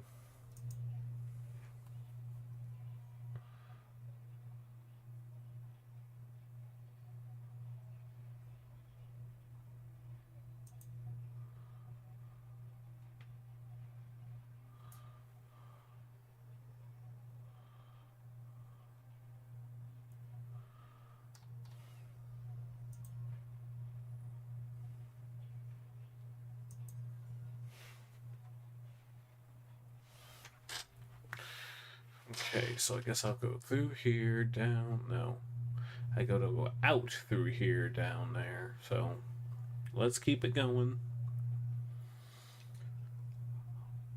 I'm pretty much on the last arc of the game. Wait, I'm still at 75%. I'm like at the last arc of the game effectively, but when I play any Metroidvania, I always feel the need to backtrack just because I can. Because, like, I want to say better Metroidvanias don't lock you out of exploring or whatever after X amount of time. And even though it clearly was like trying to fast track me onto finishing it up.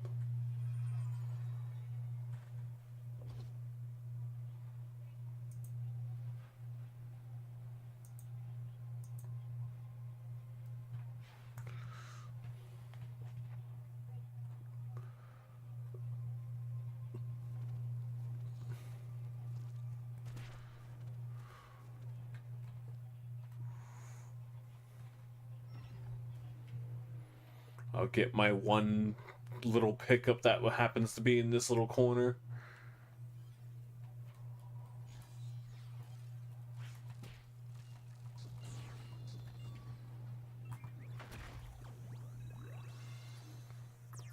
I think I'm actually all done with the sparkling stones because I was only trying, but the only thing I was really trying to backtrack was getting this currency that would result in me getting more health boosts.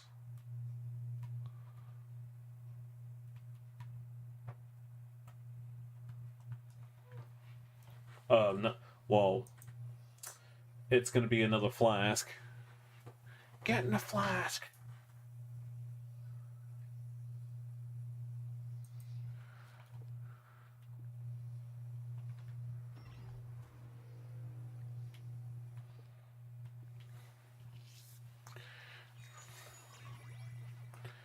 Release the evil. Release the good.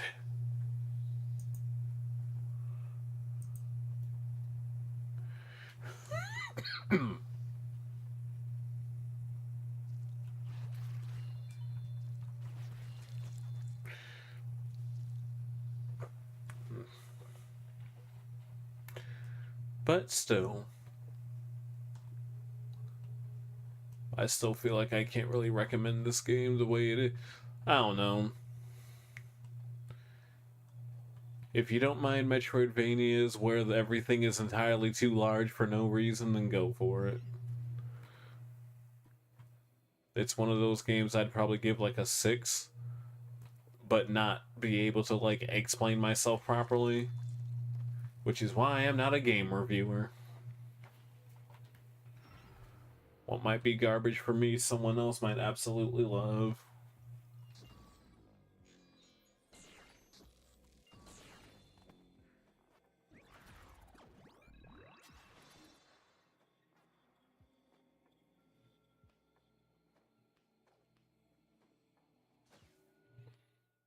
And it'll just be yet another game to be filed away into the speed run category because most Metrovanias, as far as I know, are just speed run fodder. Not that I have anything against speed running, it's just okay.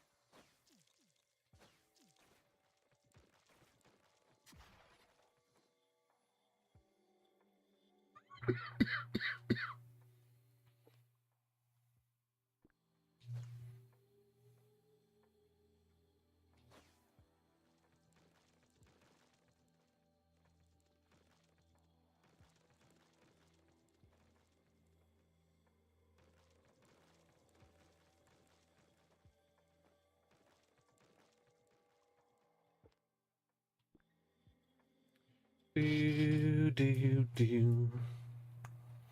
I'm gonna have to fight the freaking. I don't know what boss this is. Fat fuck? No, it's one of these things again. Oh, ew.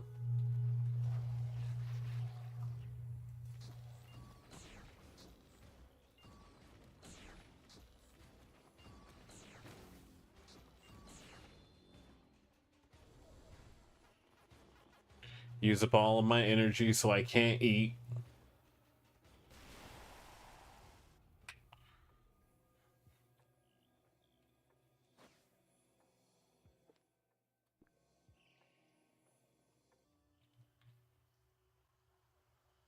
I do remember coming down here, seeing I couldn't get any further, and being really, really mad.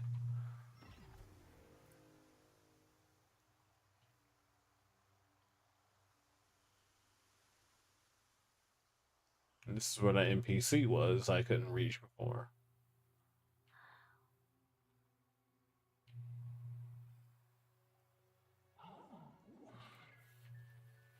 Welcome, one prophesized by Shill Knight. I am Katya, a member of the Bagels.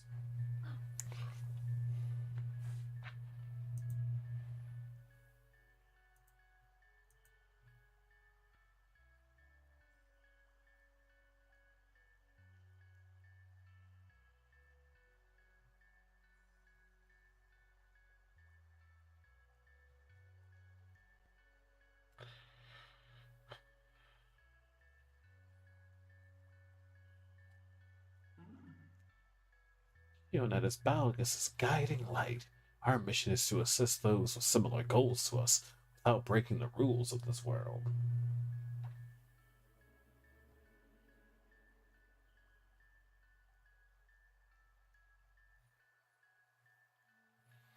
Robo Kitty, how you doing? I am known as an Esper, someone who's capable of controlling the flow of psychic energy. The ESP sword would be even more effective in your hands if you were to refine. Wait, I could have done this the whole time? Good lord, the amount of gathering this game wants you to do.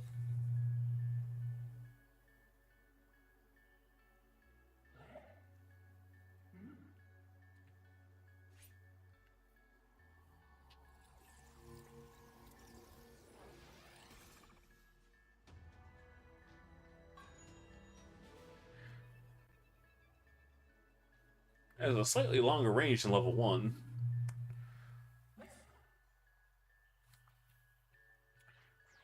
Look at that! That's crazy! Oh, now it needs 2.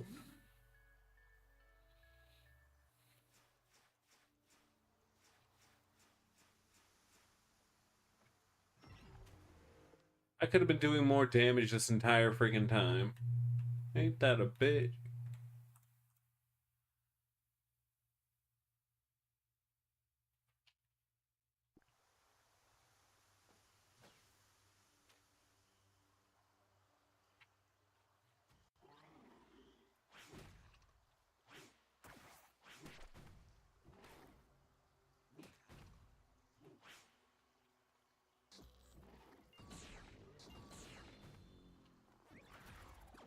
Right after launch, a lot of negative reviews are complaining about the end game.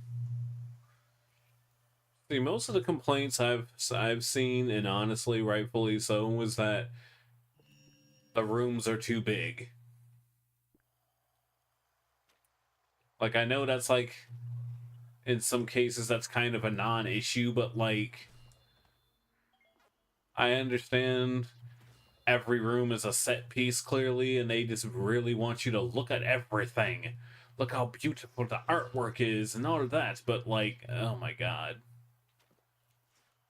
And now that I'm realizing, as I'm backtracking again, because I've unlocked what I'm assuming is the final area, that I apparently could have had sword upgrades this entire freaking time.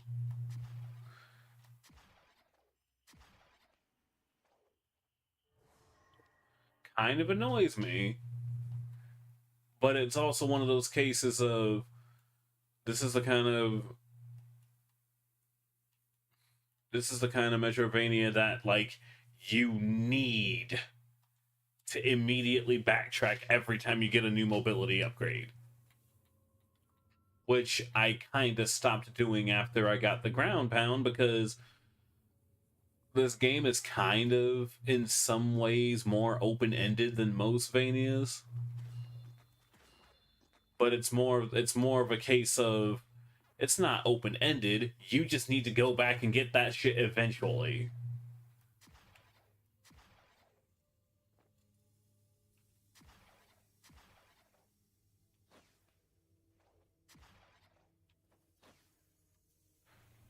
So if I was gonna suggest anything about this game, if you were to play it yourself, be prepared to backtrack.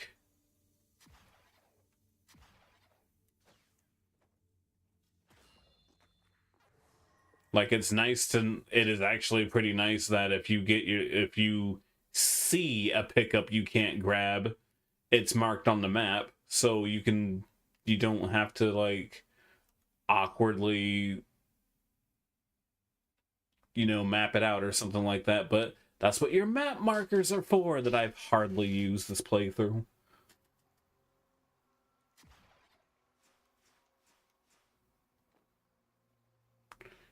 You 100% is Silk Song? Oh, well, I don't know how Silk Song is compared to OG Hollow Knight, but I do know when I played Hollow Knight, the playthrough is still on YouTube. I know when I played through Hollow Knight, I was frustrated due to mostly lack of knowledge and, yeah.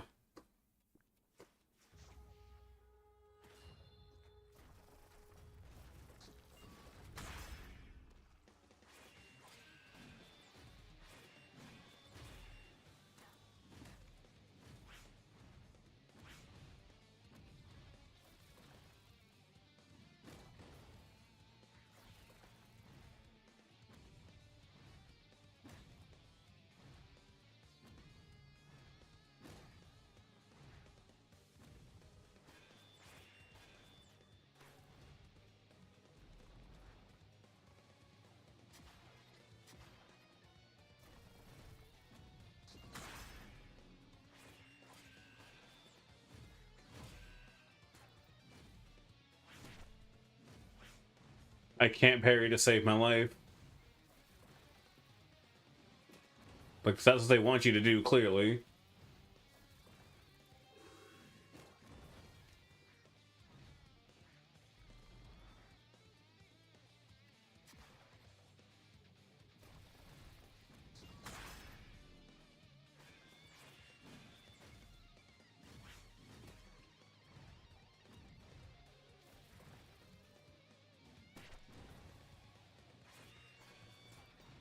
Like, if Expedition 33 was any indicator of that.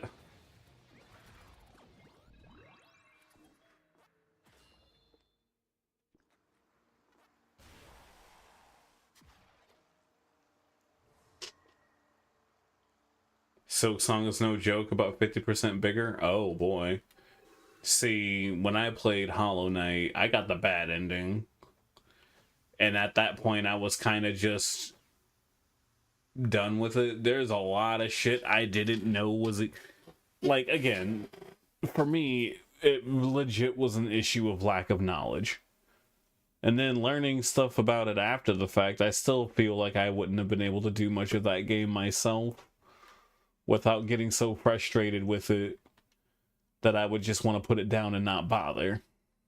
You know, that kind of thing. But I'm also aware, let me try again. It is still a really, really good game.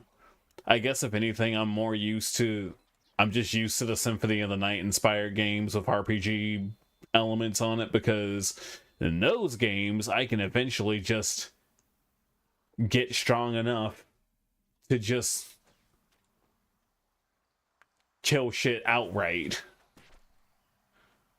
rather than actively learning enemy patterns and shit.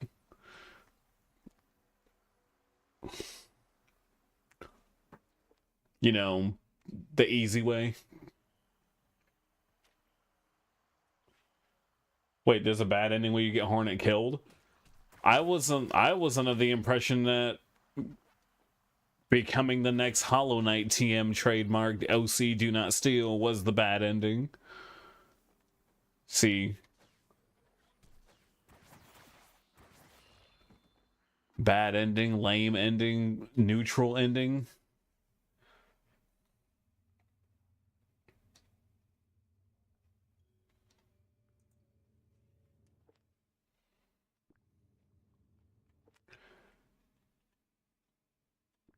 I guess my idea of a bad ending is anything but the perfect ending, because I'm still remembering Persona, like the first Persona game. If you get the neutral ending in that game, it's lame as fuck.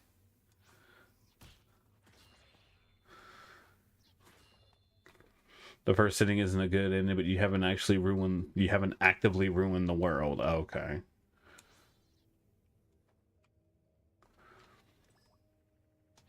I wonder if it's just a case of me needing to actually boot up the game after I beat it and keep going.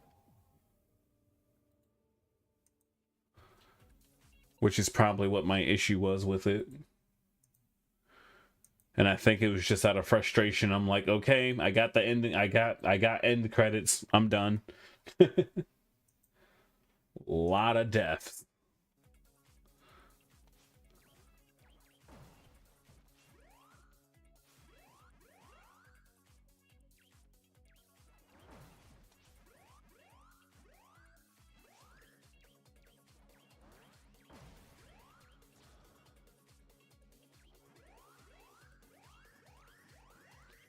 Meanwhile, you got YouTubers like speed running and challenge runs.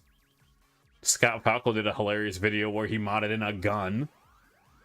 And so Mr. Knight Guy just had a freaking machine gun for everything.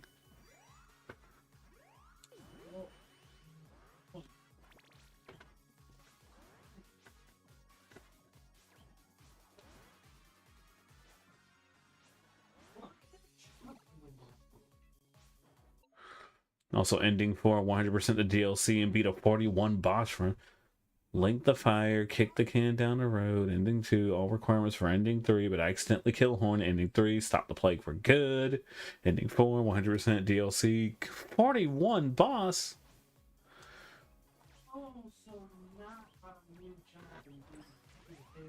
Oh, that's insane. I just like I just really like the RPG Vanias personally.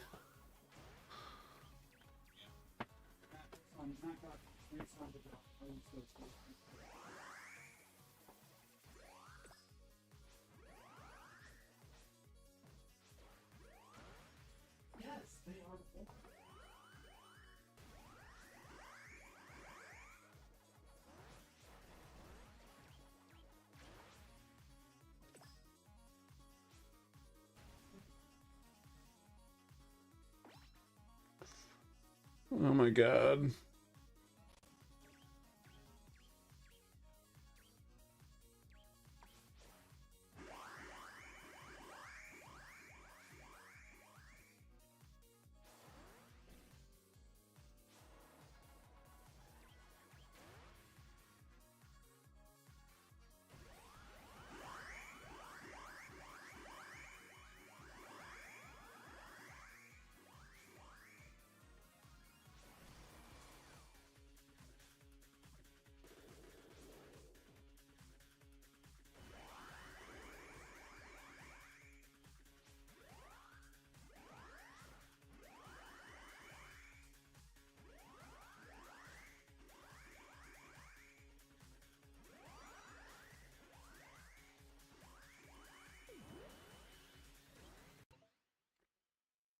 Hollow Knight is very much on skill versus stats.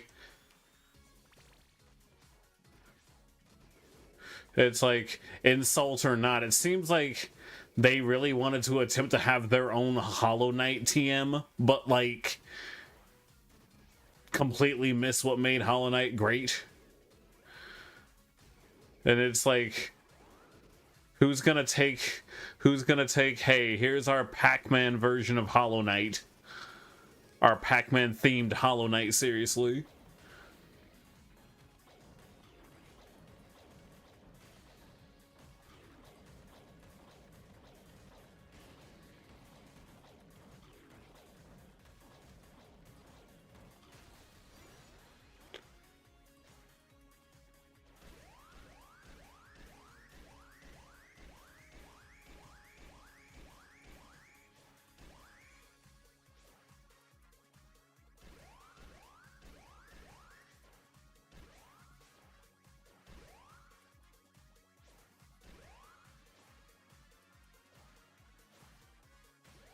And there's like a bunch of little things in Hollow Knight I missed out too, like confronting the freaking banker lady for stealing my shit because I never saved anything with her.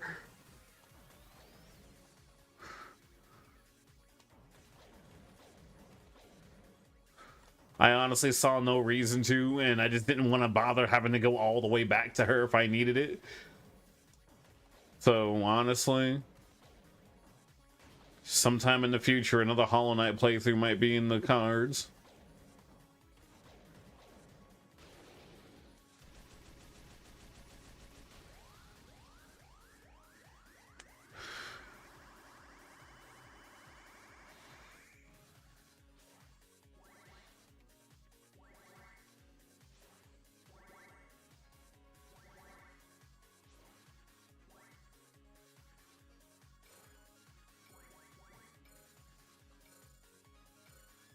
Oh shit.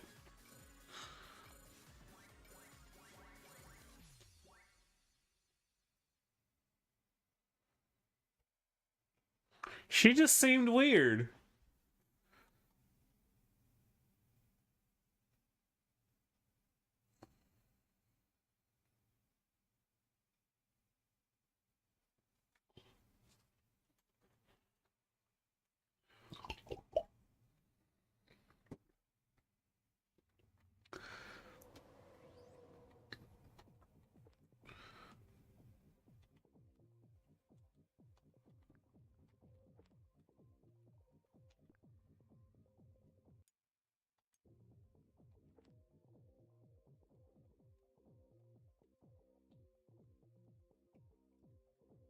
Again, she seemed weird, but at the same time, I saw no reason.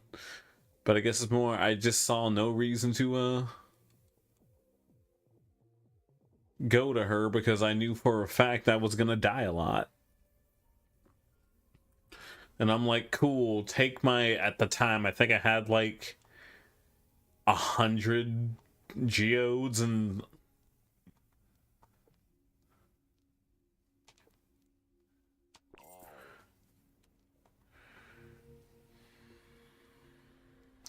so you're back for now. Well, Link, while you were gone, I learned I apparently could have powered up my sword this entire fucking time, so when I was joking around about... So while I was joking around about waving a toothpick around, it was actually true. Look at that blue color. Now I have a little bit more attack range, and I do more damage.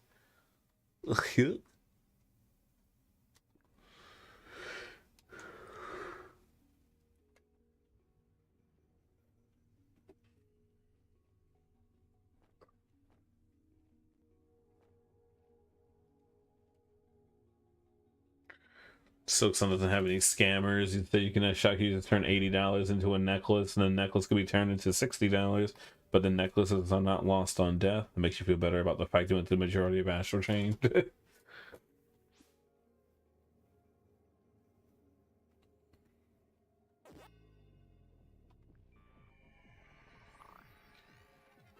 Yeah, you did mention that about the whole skill tree thing, which I think is kind of wild, because you'd think the game itself would be like tutorial time.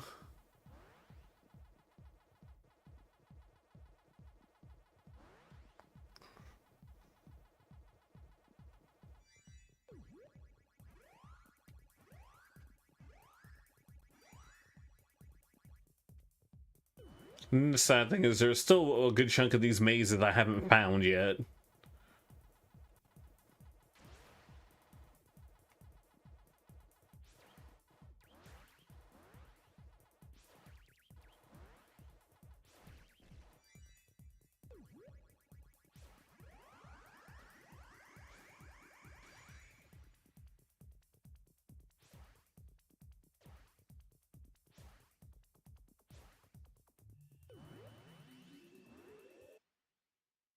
It was introduced in the tutorial, but you went on a hiatus. Ah, okay, okay.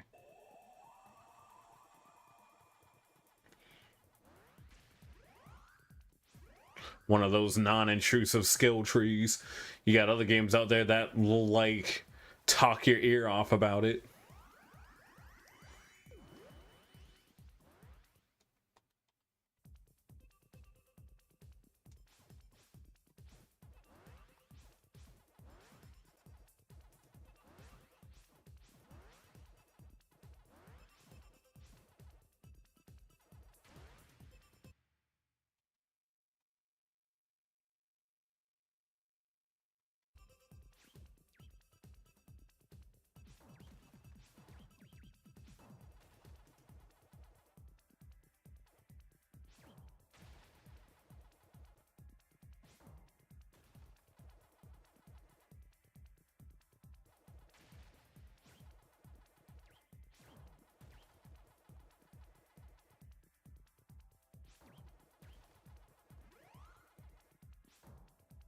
Ah, damn it. No.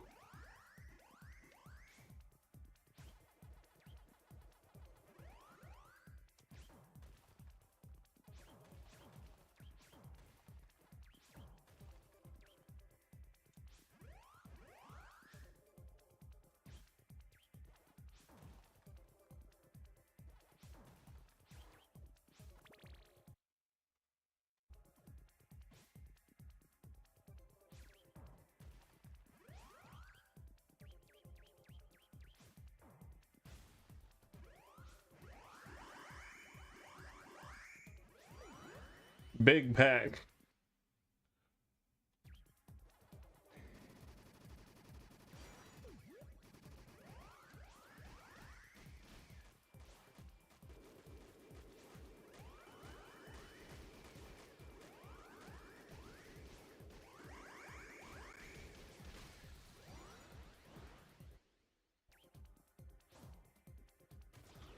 Ah.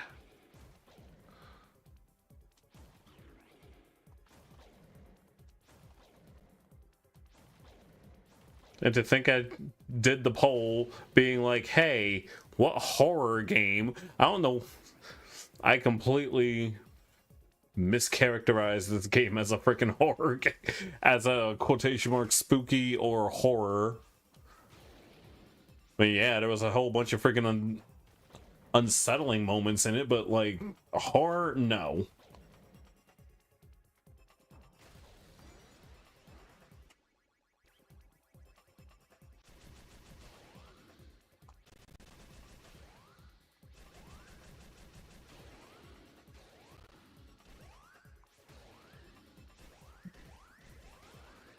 I still might end up playing another one of those other games I had on the list or whatever later. I just gotta pick one. Honestly, it's probably gonna be Crow Country.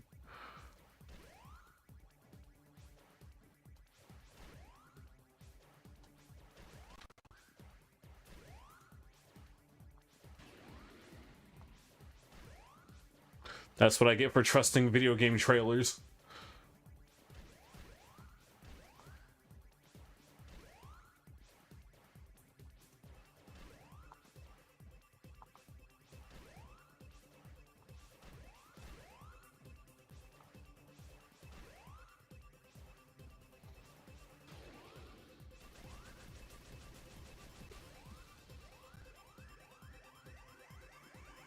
Crow Country.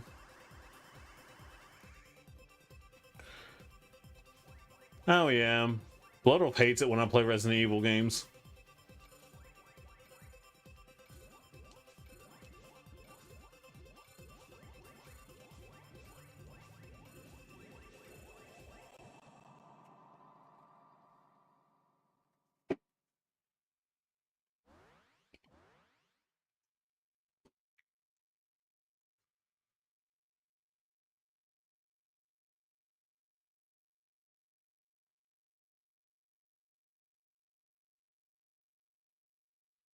Only the classic games, though. The action ones are perfectly fine.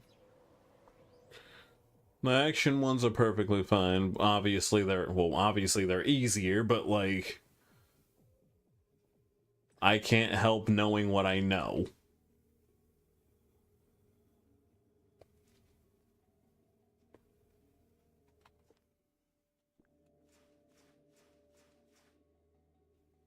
I do not have that. I do not have the Resident Evil speedrunner ability in me either.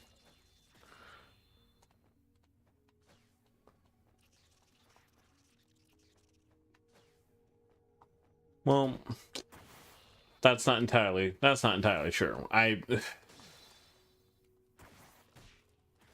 Speedrunning Resident Evil 4 wouldn't count, would it?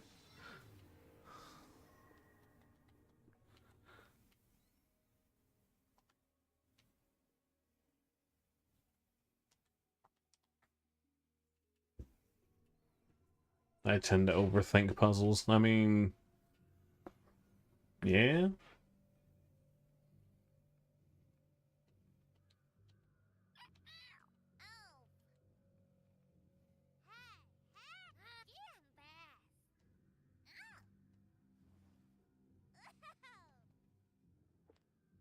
Thank you.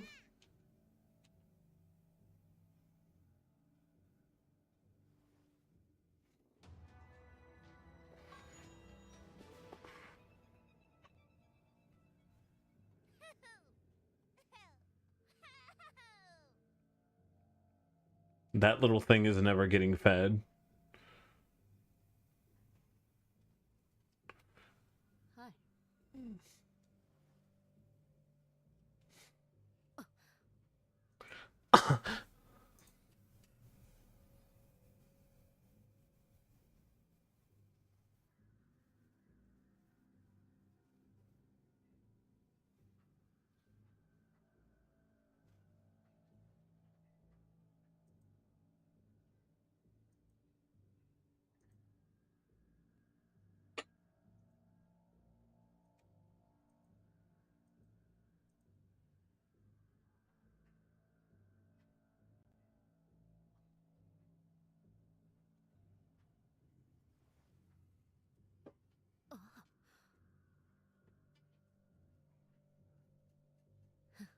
He's doing well. Not like I was worried or anything.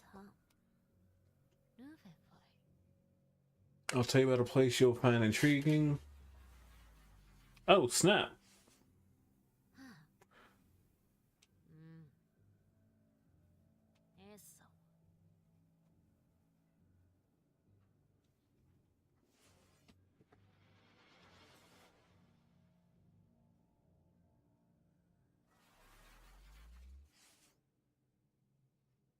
And I remember the other guy giving me shit for playing with the analog stick instead of tank controls, and I'm like, buddy, relax. You'll live.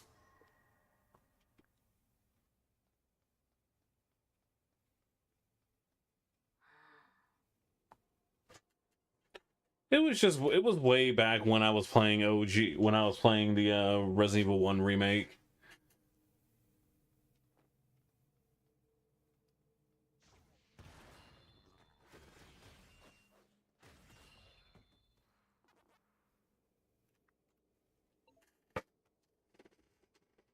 It's like, yeah, I know, I get it. It's the tank control game that I'm playing like a video game. Oh no. But then also here, it's like, oh, people only do that when they're speed running, and I'm like, well, I'm not speed running. Sorry, dude.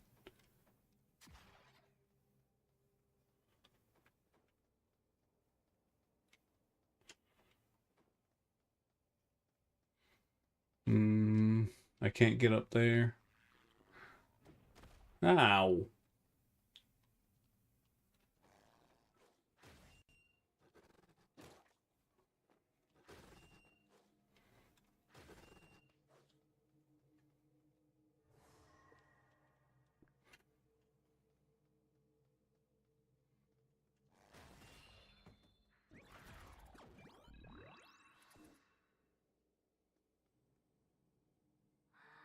Oh, Jesus. You see that fucker in the background?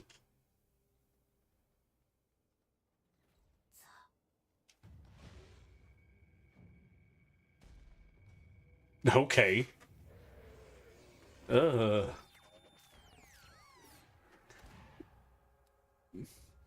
Jen.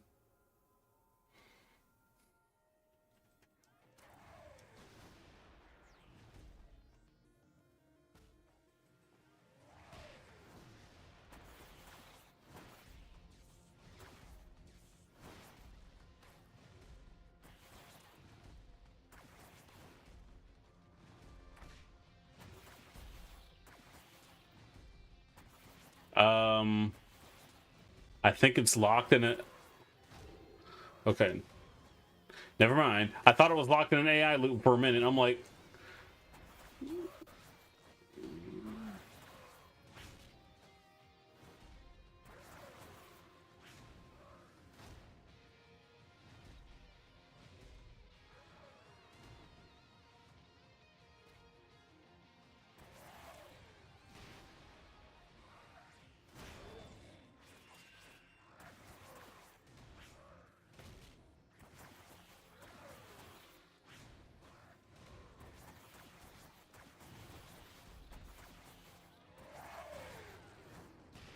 Okay, I jumped into that. That's my fault.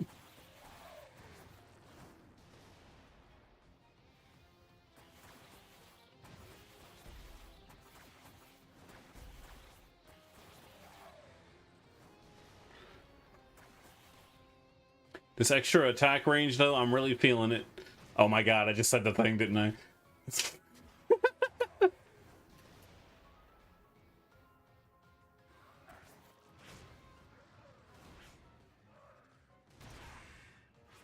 The 0, 1, and 2 bundle on GOG.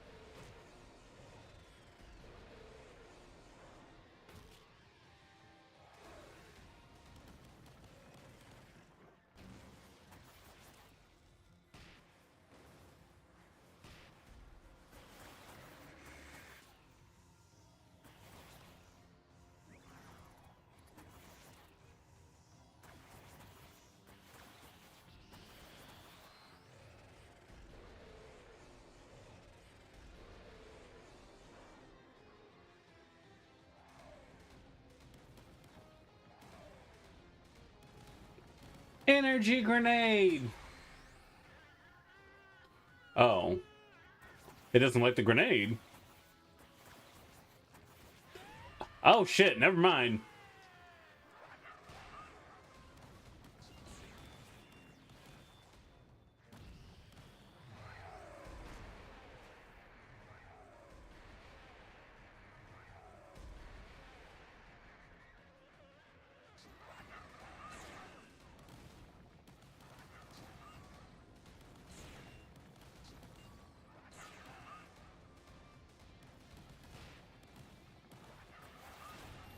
Goddamn.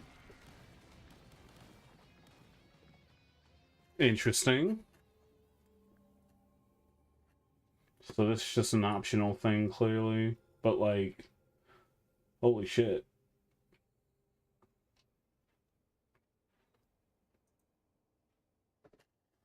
Energy grenade. I need to get good at parrying, though.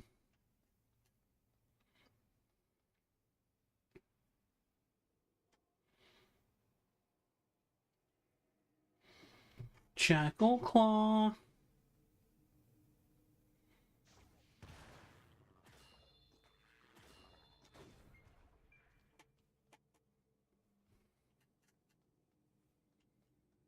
I'm the girl with the gall.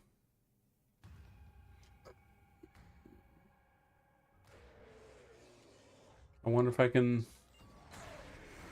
Oh, okay, so getting rid of the mask immediately.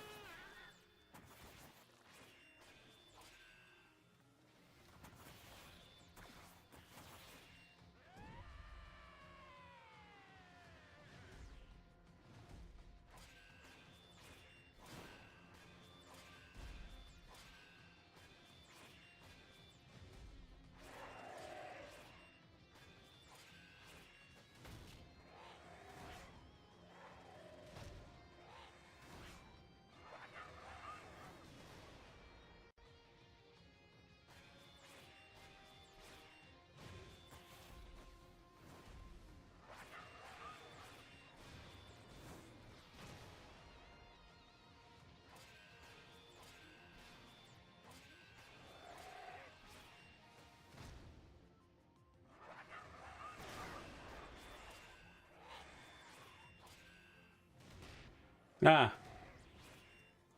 Ah. Ah! Okay, so grenade first. Grenade first, then we hope for the best.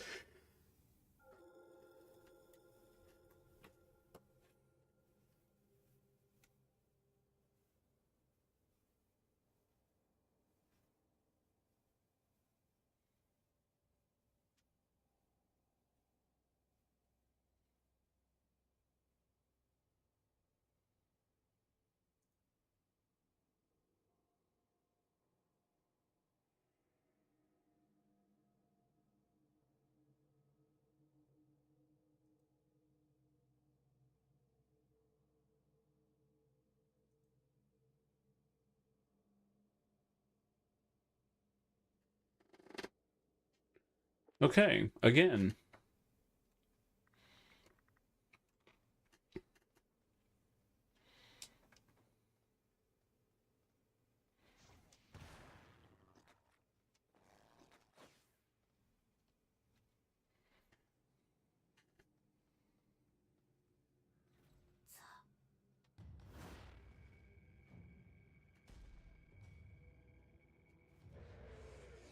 It's like, oh yeah, we just casually have a monster up in our attic.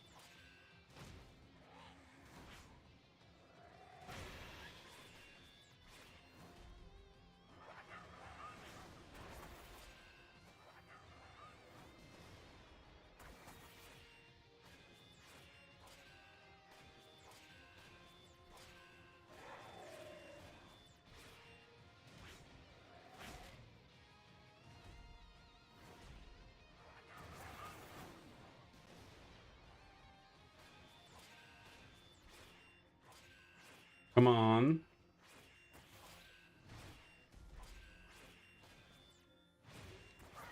And at least I can wail on it for real when it's freaking stunned too, because like, goddamn.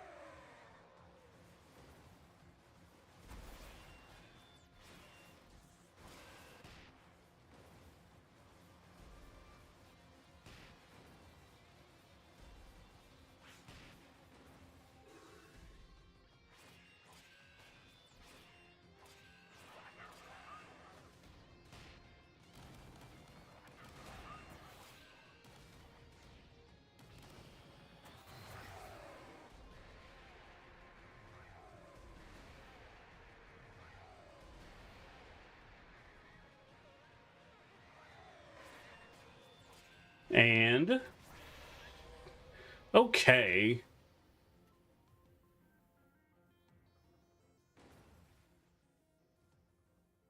We're not eating that, are we? Oh god.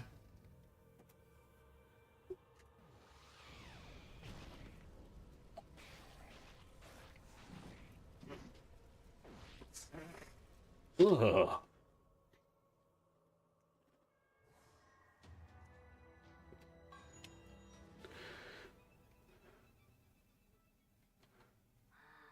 A relic from 3,000 years ago. This map seems to have some history. Should we take it back and ask that informant about it? Right after I continue looting, I guess. There's more to this area, too.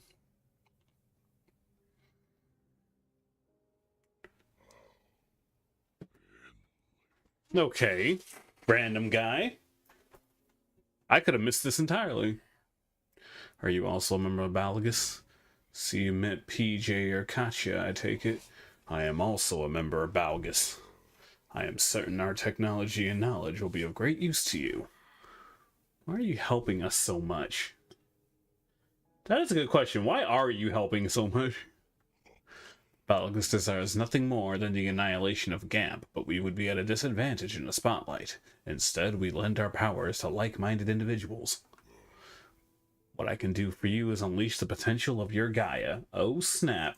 Let me guess, I gotta bring you a bunch of materials too. Your Gaia's core may be authentic, but it's just a freaking imitation. If we reinforce it with rare material, you know what?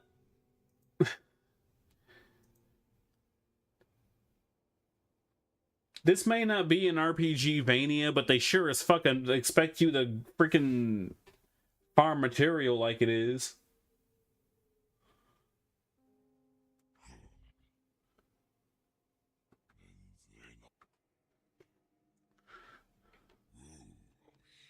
Did you get the material? Nope. Somersault kick. Dash assault charge. Claw boost.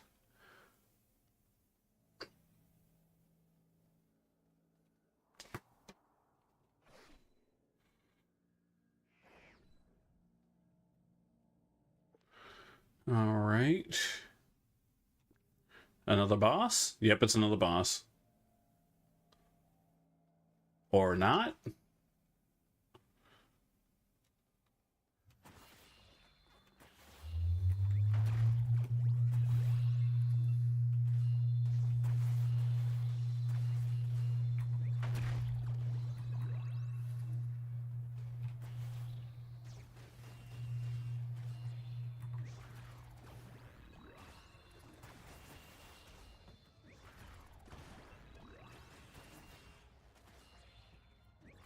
Ambush.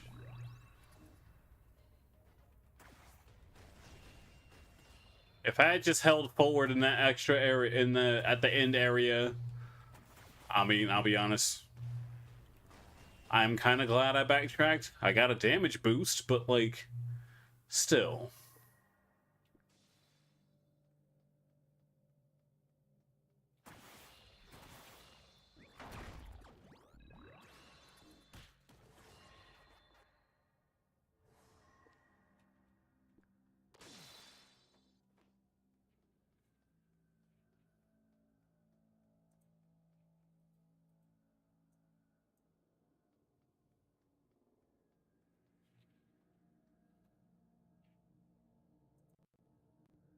God damn.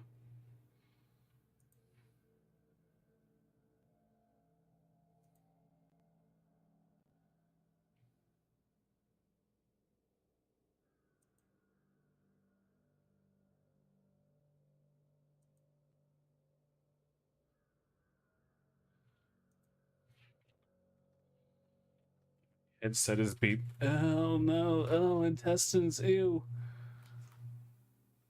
Of course, there's another maze in here.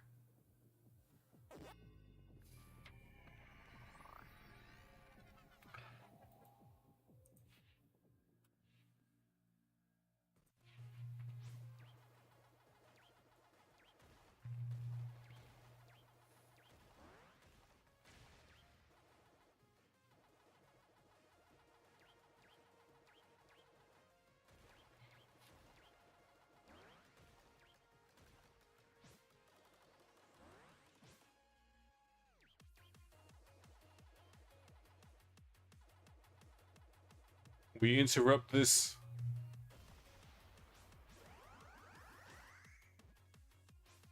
If we interrupt this Edge Mania, this Pac Mania, or this Packlevania for actual Pac-Man.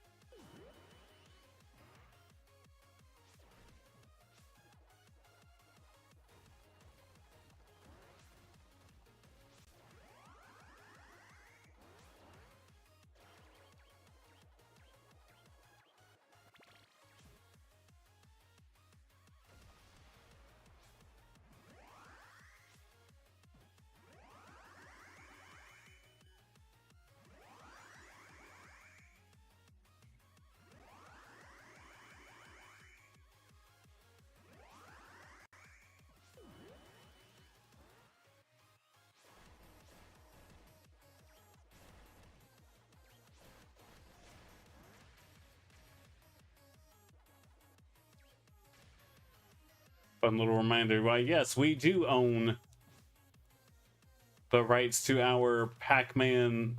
Wait, why isn't it breaking?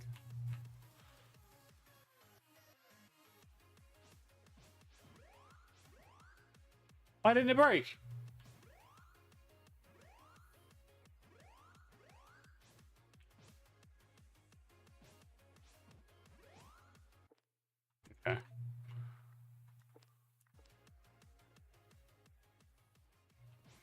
Oh, but it makes me restart this one from the beginning.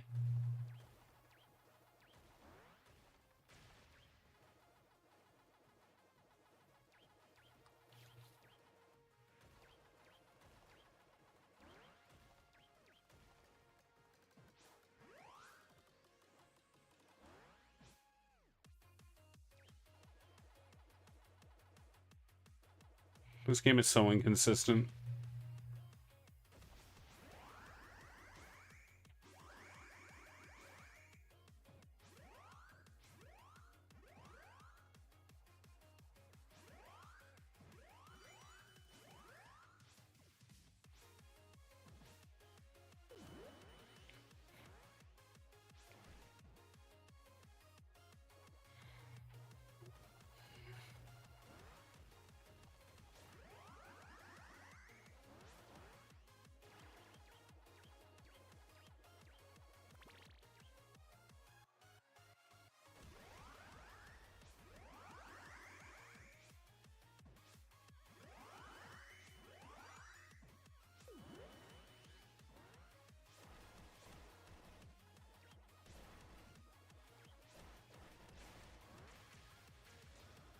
Okay.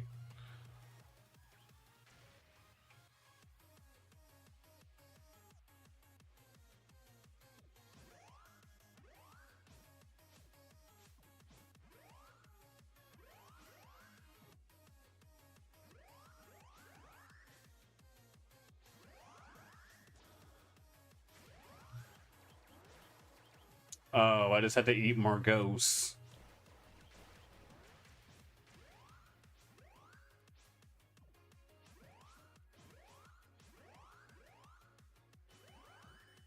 I love unclear directions. I mean, I know it's...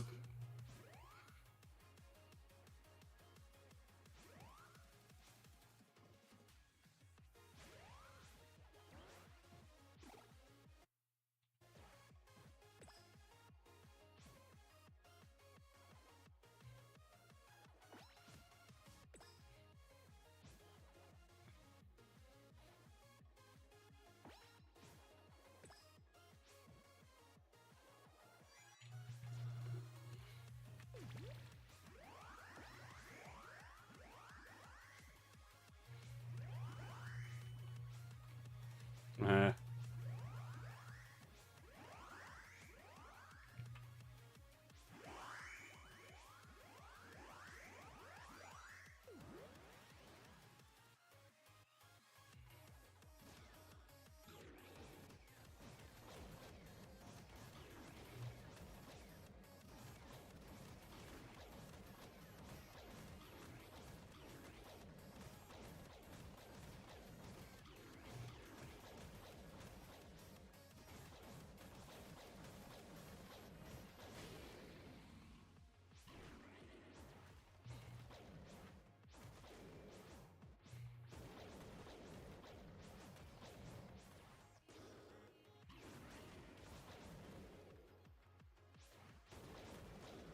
Uh.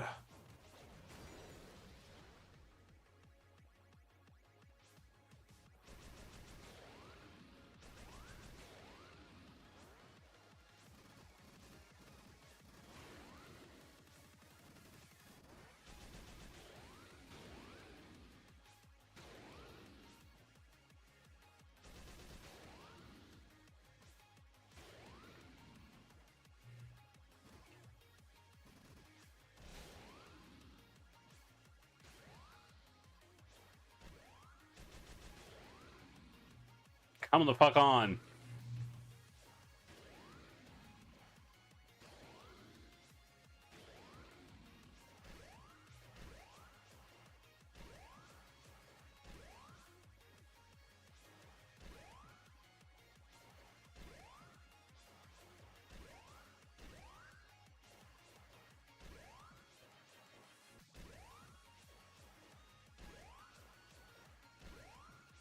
Like, it's not even a funny Pac-Man game. It's just... It's like what you figure is supposed to be like a mini game break or whatever from all the nonsense is more of a drag.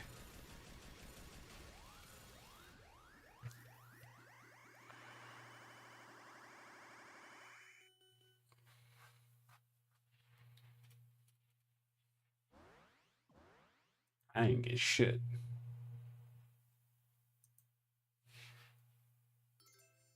I mean, I got the ghost piece, I guess, but that's it. The Clyde symbol.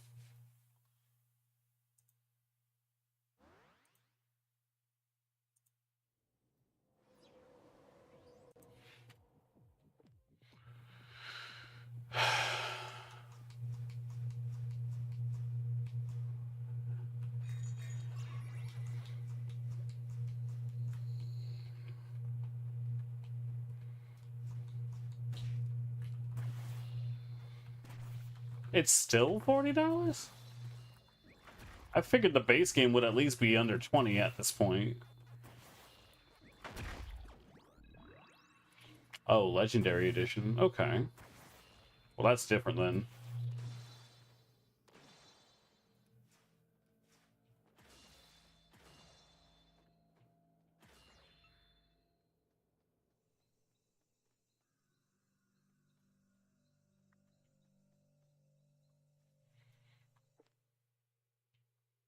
Like a perfect edition, having all the DLCs and shit.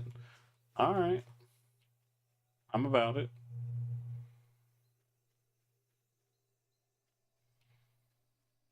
Thanatos Valley.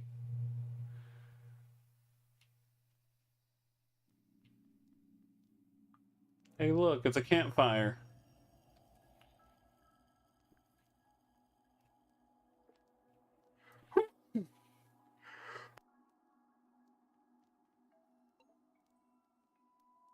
It looks like a time manager thing. I'm actually gonna stop here because I'm gonna go hang out with Zig for a bit longer before we bedtime and all that. I think I made a lot of progress though. I'm at the point now where I can literally, I guess, storm the last bit of the game. So here's honestly hoping everything goes right, and if I don't get even further distracted or whatever, tomorrow I'll be finishing up this game. So yeah, thanks for hanging out though. I appreciate it. You take care. Have a good night.